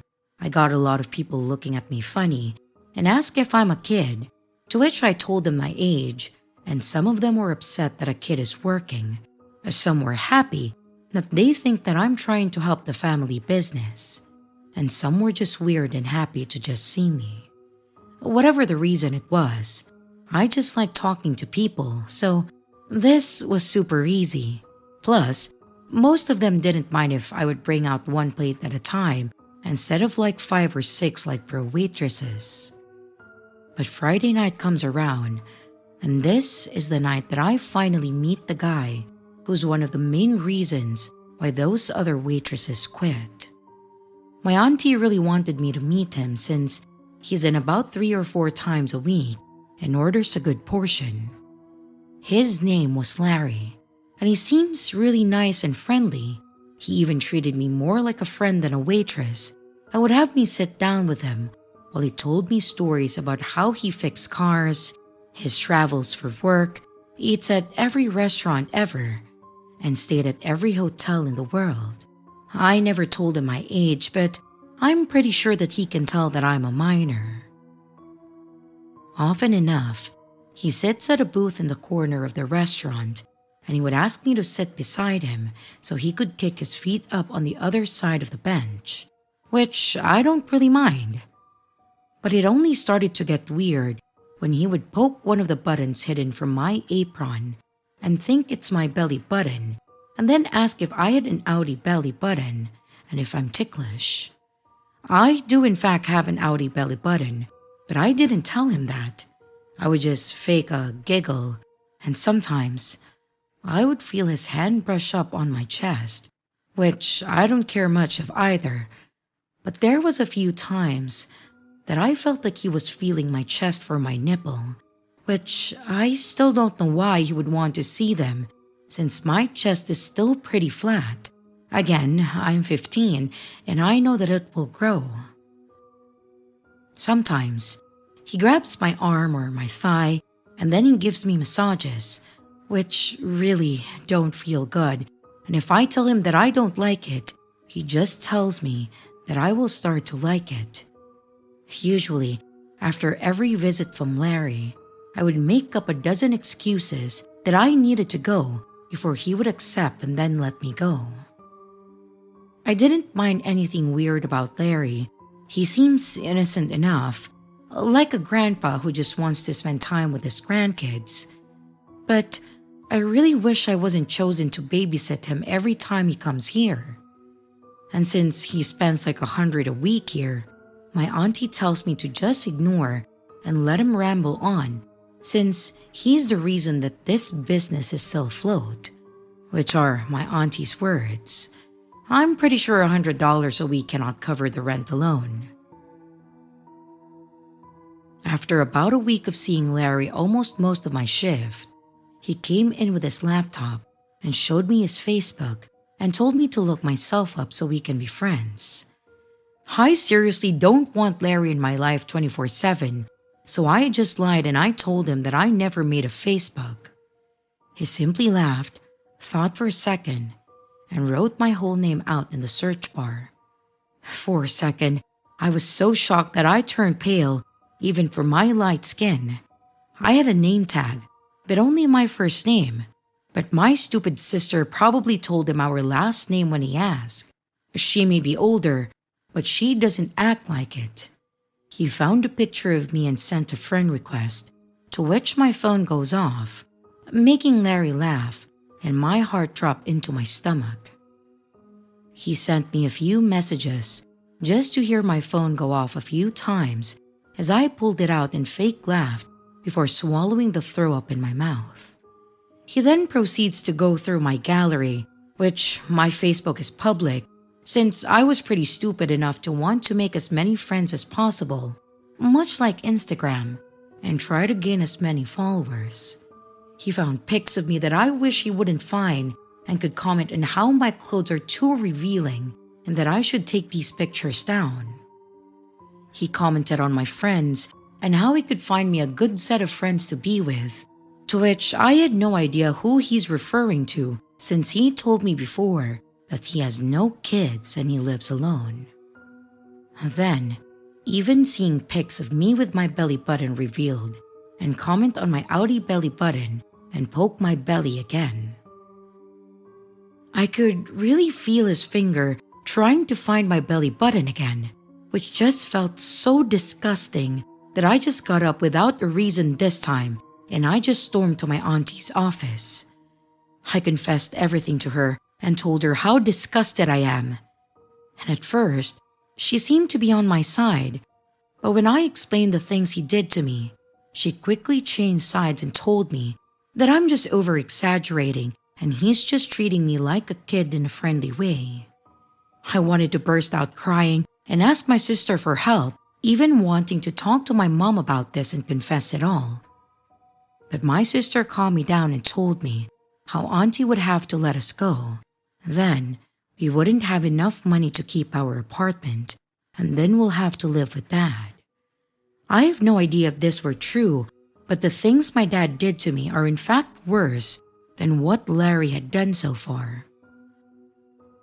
So fast forward a few months to present day, I still work at the diner and still see Larry on an almost daily basis. He still acts the same and once in a while touches me, but it's gotten to a point that it's nothing too concerning, like my chest or thigh, which I still don't care about too much. I only care when he tries to touch my belly button or nipple.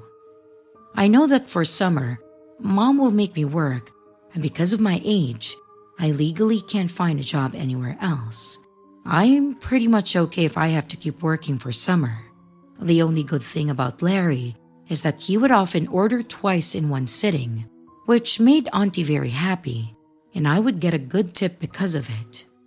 I guess if you have advice, then I'll take it, but I don't think that getting rid of Larry will be of my best interest, since I've read too many creepy stories of stalker situations, and trying to escape the creep only makes things worse.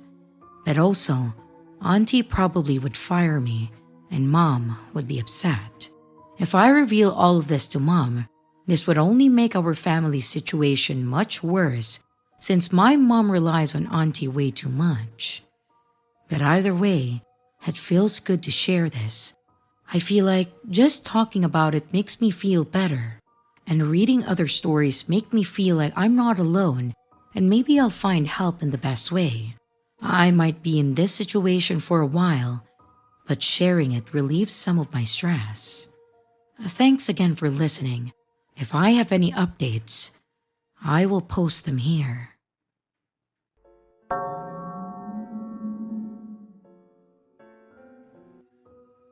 This happened around 2021 in India, around COVID period where lockdowns were still very much effective. My dad used to live in another city, my brother was in college, and my mom had a government job, so she had to go to her office every day. So, I was basically left alone from 10 a.m. to around 6 p.m. We used to live in an apartment unit, but it had two doors. One was the main door, and the other one was located in the biggest bedroom, basically my parents' room. The door was clearly locked with an actual lock from the outside, but it also had a metal sliding door, the one with the chain structure, and it was also locked from the outside. We had a ring bell on the outside, but it was just connected to a small bulb in the bedroom. So, one day at around 12 p.m., I was in my room, which was basically adjacent to my parents' room, and I felt, I don't know, weird. So I just went to check the room. I went to the room to see the bulb blinking, which meant that someone was ringing the doorbell. My mom used to say to just ignore it because if it was someone we knew ringing it, they would know the real door. I stood there for a moment when the person started knocking really hard on the door like it was straight up rattling. But the thing was, due to the metal gate in front of it, it would be very hard to put your hand inside to knock at the actual door. Even I couldn't put then half of my palm on it. And this man was straight up banging on it. I got scared and I called my mom, who told me to not panic. But I was really weirded out, so I locked my parents' door with the lock that they had, and I went downstairs to chill in my brother's room. It was one of those days where my mom straight up wouldn't return like till 8 p.m., so I was alone for a long time, and I was scared to even go upstairs. Around 6 p.m., our helper auntie came, and I was a little better that someone else was in the house. And during that time, I used to take private classes, and my teacher used to come around at 7:30 p.m., so I really felt better that I'd be having people. Our main door had a big window just beside it, so whenever someone was at the door, we used to open the window to check who it was before opening it. But Auntie had the habit to open it without checking. Like, you memorize the timings of people, so you just open it because you know that it will be them kind of thing. Fortunately that day, when the doorbell rang, she opened the window, and then she came to my brother's room to tell me that I had a cake delivery. The thing is, I didn't, obviously, so I went out to check through the window. There was a man with a cap hiding his face, holding a very small box. Now, a cake box is very square and big, right? Even a pound cake has a big-ass box. And in India, we have a very small sweet box, so imagine a 100-gram sweet box being called a cake box. And I asked him who was the delivery for. He didn't give me any name, not even of the company. He just told me that it was for our flat. I called my mom and asked if she had made the delivery, and she didn't know what I was talking about. So the dude was like, just accept the box and open the door. And by a miracle, my teacher walked up the stairs and asked what was happening. The dude saw my teacher and he ran up the stairs, and we let our teacher enter. Later, when my mom inquired about a delivery guy coming to our flat with a security guard, he said that he wasn't there at his post for around half an hour when it happened. And we didn't have any CCTVs in our building, so no one saw him. It wasn't that scary, maybe, but it did shake me up, and I asked my mom to at least come quickly from her office on the next day. And I didn't stay upstairs when I was home alone.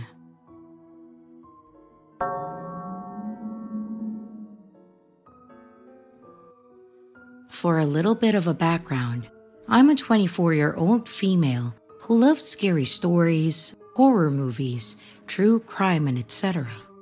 It takes a lot to scare me, though I haven't actually experienced many terrifying, life-threatening events, fortunately.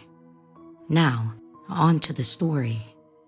This was during the middle of August in North Texas summer 2023, so the nighttime temperatures were around 100 degrees. My dad and one of my brothers, who's 11, drove an hour north into the countryside to go stargazing for my brother's Scout merit badge.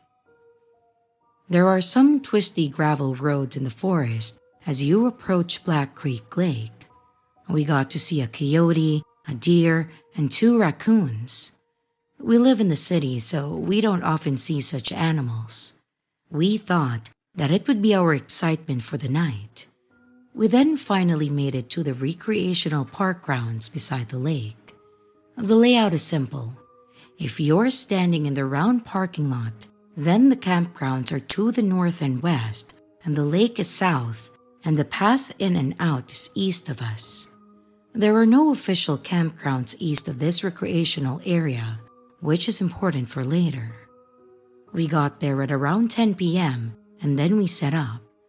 We were able to successfully see some stars through my telescope as well as Saturn, which was really exciting for us. And throughout this whole time though, there were 2 parties, or what might have been one group, in the parking lot and a surrounding nearby area. One party was kayaking and then later fishing from the boat ramp area west of us. And to the north in the lot were 2 cars. From that direction, we were constantly hearing a loud, irritating voice of a woman who was obviously in a bad mood and didn't want to be there. She continuously cursed at someone, or no one in particular, and at one point was mad at someone for taking her keys and obstructing her from driving, which obviously made it sound like she was drunk or under some other influence. At one point in the night, At around 11 p.m., we hear someone loudly, sporadically honk one of the car horns over and over in random patterns. Then, we hear the obnoxious woman rudely tell someone to wake up over and over again, then proceeding to hold down the horn for a few seconds at a time, and then continuing her assault on the horn in our ears. By this point, my family and I are just about ready to leave due to this loud commotion. I personally was fixing to go over there myself and tell her off, but I knew that probably wasn't the best idea. I definitely didn't want to put myself and my unborn baby in any danger. But then, for about 20 to 30 minutes, we were able to watch the stars in relative peace with little noise coming from the other two parties. Fortunately, none of these people were directly involved with what happened next, but it may have been the cause of it. Just before midnight, we packed up our stargazing stuff and got in the car. Now, the gravel path to exit is up a slight hill or slope, meaning from the parking lot, you can't see past where the path goes up and around a couple trees. We drive up the hill, and just as the headlights came back down to illuminate the path in front of us and the trees to our right side, it was right then and there that we see a man, wearing only black shorts and no shirt on. The timing was straight out of a horror movie to just suddenly see someone out of nowhere. He was in his late 20s or 30s and had short, dark hair. And just as the light hit him, he was standing and walking right there, just to the right of our car, in front of us at a very close distance, only a couple of feet away. The guy had been walking towards our direction, and upon seeing us, quickly raised both his arms to flip us off with both hands. He keeps his hands and arms raised, and is quickly and loudly saying something to us with anger or something in his voice. We couldn't understand what he was saying though, since we had the radio on, and all of this happened quickly. The second the man saw us, he started walking toward our car faster. My dad was driving slowly initially to avoid the agitated man, thinking that he might need help.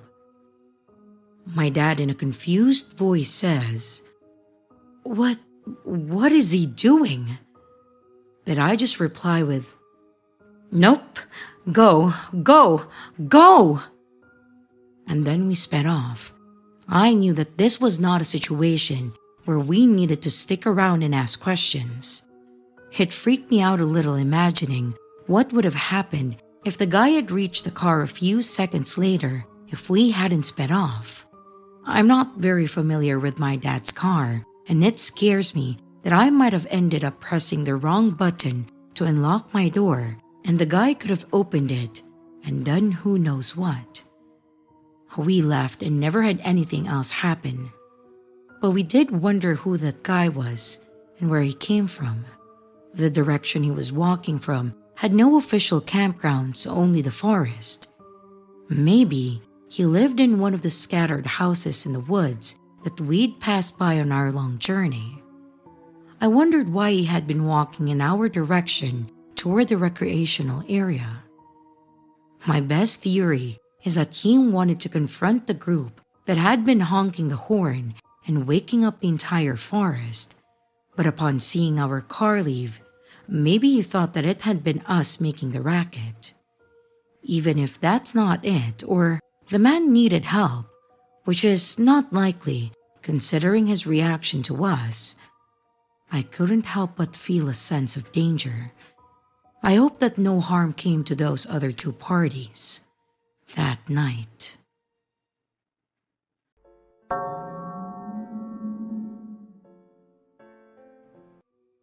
First of all, this is the story of my worst hitchhiking experience.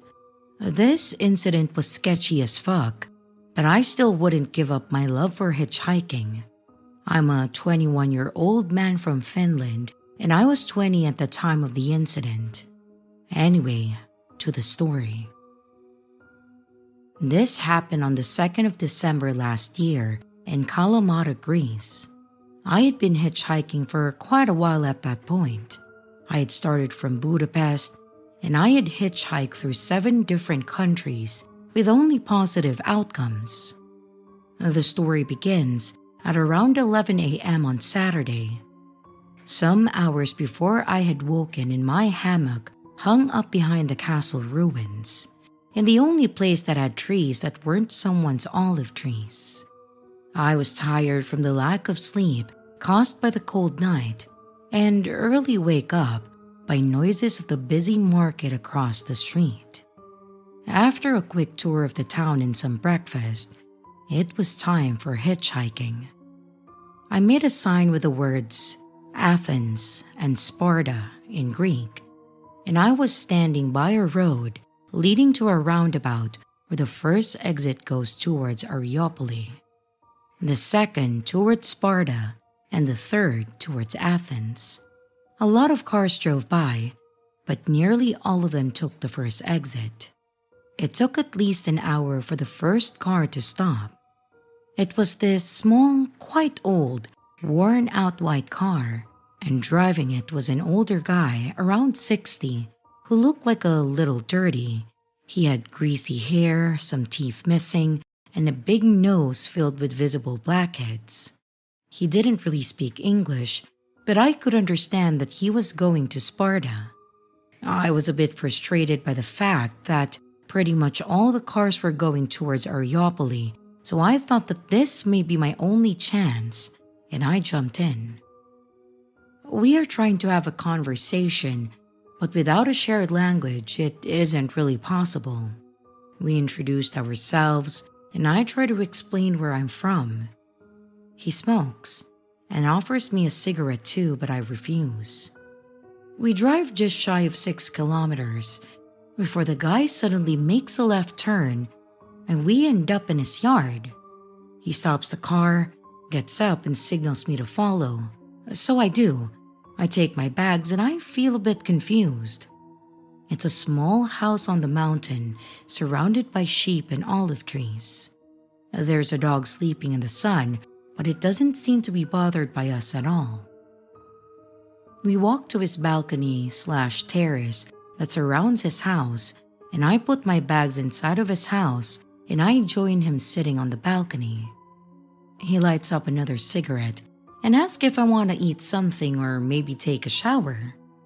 I refuse, and with the help of Google Translate, I ask why we aren't going to Sparta.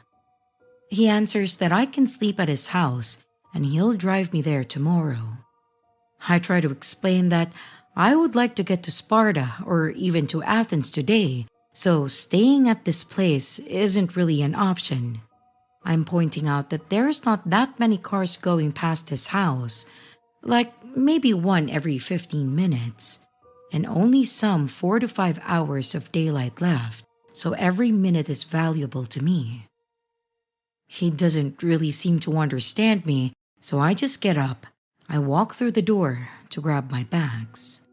I put my backpack on and pick up my other bag, and I turn over and see him inside.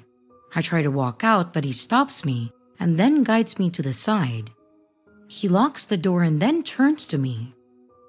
At this moment, I'm not panicking or anything because I assume that this is a form of hospitality and he's just doing this jokingly to maybe offer me some food. I keep saying no to him, but he doesn't care. And now, he is standing right in front of me and I'm starting to feel very disturbed by his presence. For some reason, I keep staring at his black head-filled nose. The image still haunts me. He opens his mouth and raises his right hand in a loose fist in order to show me some blowjob motion. I'm still saying no to him, but he suddenly grabs me by the crotch and I can feel this cold tingling sensation shivering through my body as my hair stood on end. I kept saying no and I start to raise my fist in order to hit him. He stands like this for a couple of seconds and thank God he lets go. I'm still feeling the urge to hit him, but I don't. He asks, "No sex?" and I almost shout, "No!" at him in a tone that makes it sound that I'm questioning the question itself. So he opens the door and I'm free. I walk out feeling so fucking creeped out by this experience. I walk past the dog to the road and I see two pickup trucks on the other side of the road. The trucks are surrounded by a group of hunters carrying shotguns on their shoulders. This makes me instantly feel a lot safer. I keep walking by the road for a while before a car passes me by.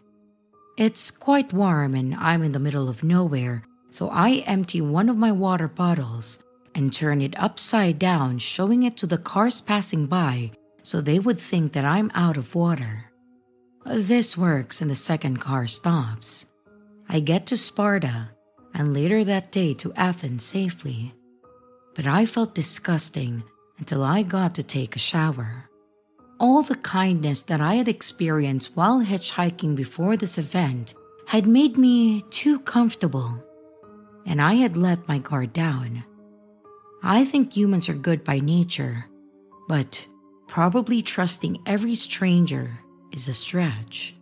Stranger danger is still overrated though. Additional notes. 1. I'm quite a lean guy, not that strong, so I was lucky that the situation didn't end up worse. Though, I think I could have beaten that also very lean shepherd grandpa. 2. As a safety measure, I carried a knife with me, but it wasn't on me at that moment of the incident. Also, the knife could have made the situation worse. Obviously, I wouldn't have stabbed him unless it wasn't necessary. Number 3. My mind was running like a million miles an hour during and after this experience, and I thought about how everything could have turned out in the worst case. I also thought about beating the guy, telling about the incident to the hunters, and calling the police. But I ended up doing nothing and just walking away. I hope karma gets to him eventually. And lastly, after this experience, I still think hitchhiking is the best way of traveling. So, to that sick fuck of a person, let's never meet again. Hello everyone, it's your creepy sister here. Thank you so much for watching the video. I really appreciate it. I would also like to give some extra love to my Patreon members, my channel members, and also my tippers. Thank you so much. If you would like to extend a little bit more support for the channel, don't forget to leave a like and a comment down below. If you would like to become a Patreon member, a channel member, a tipper, or even to buy merch, check out the links in the description below. Again, thank you. And I hope you stay scared, because your fear feeds me.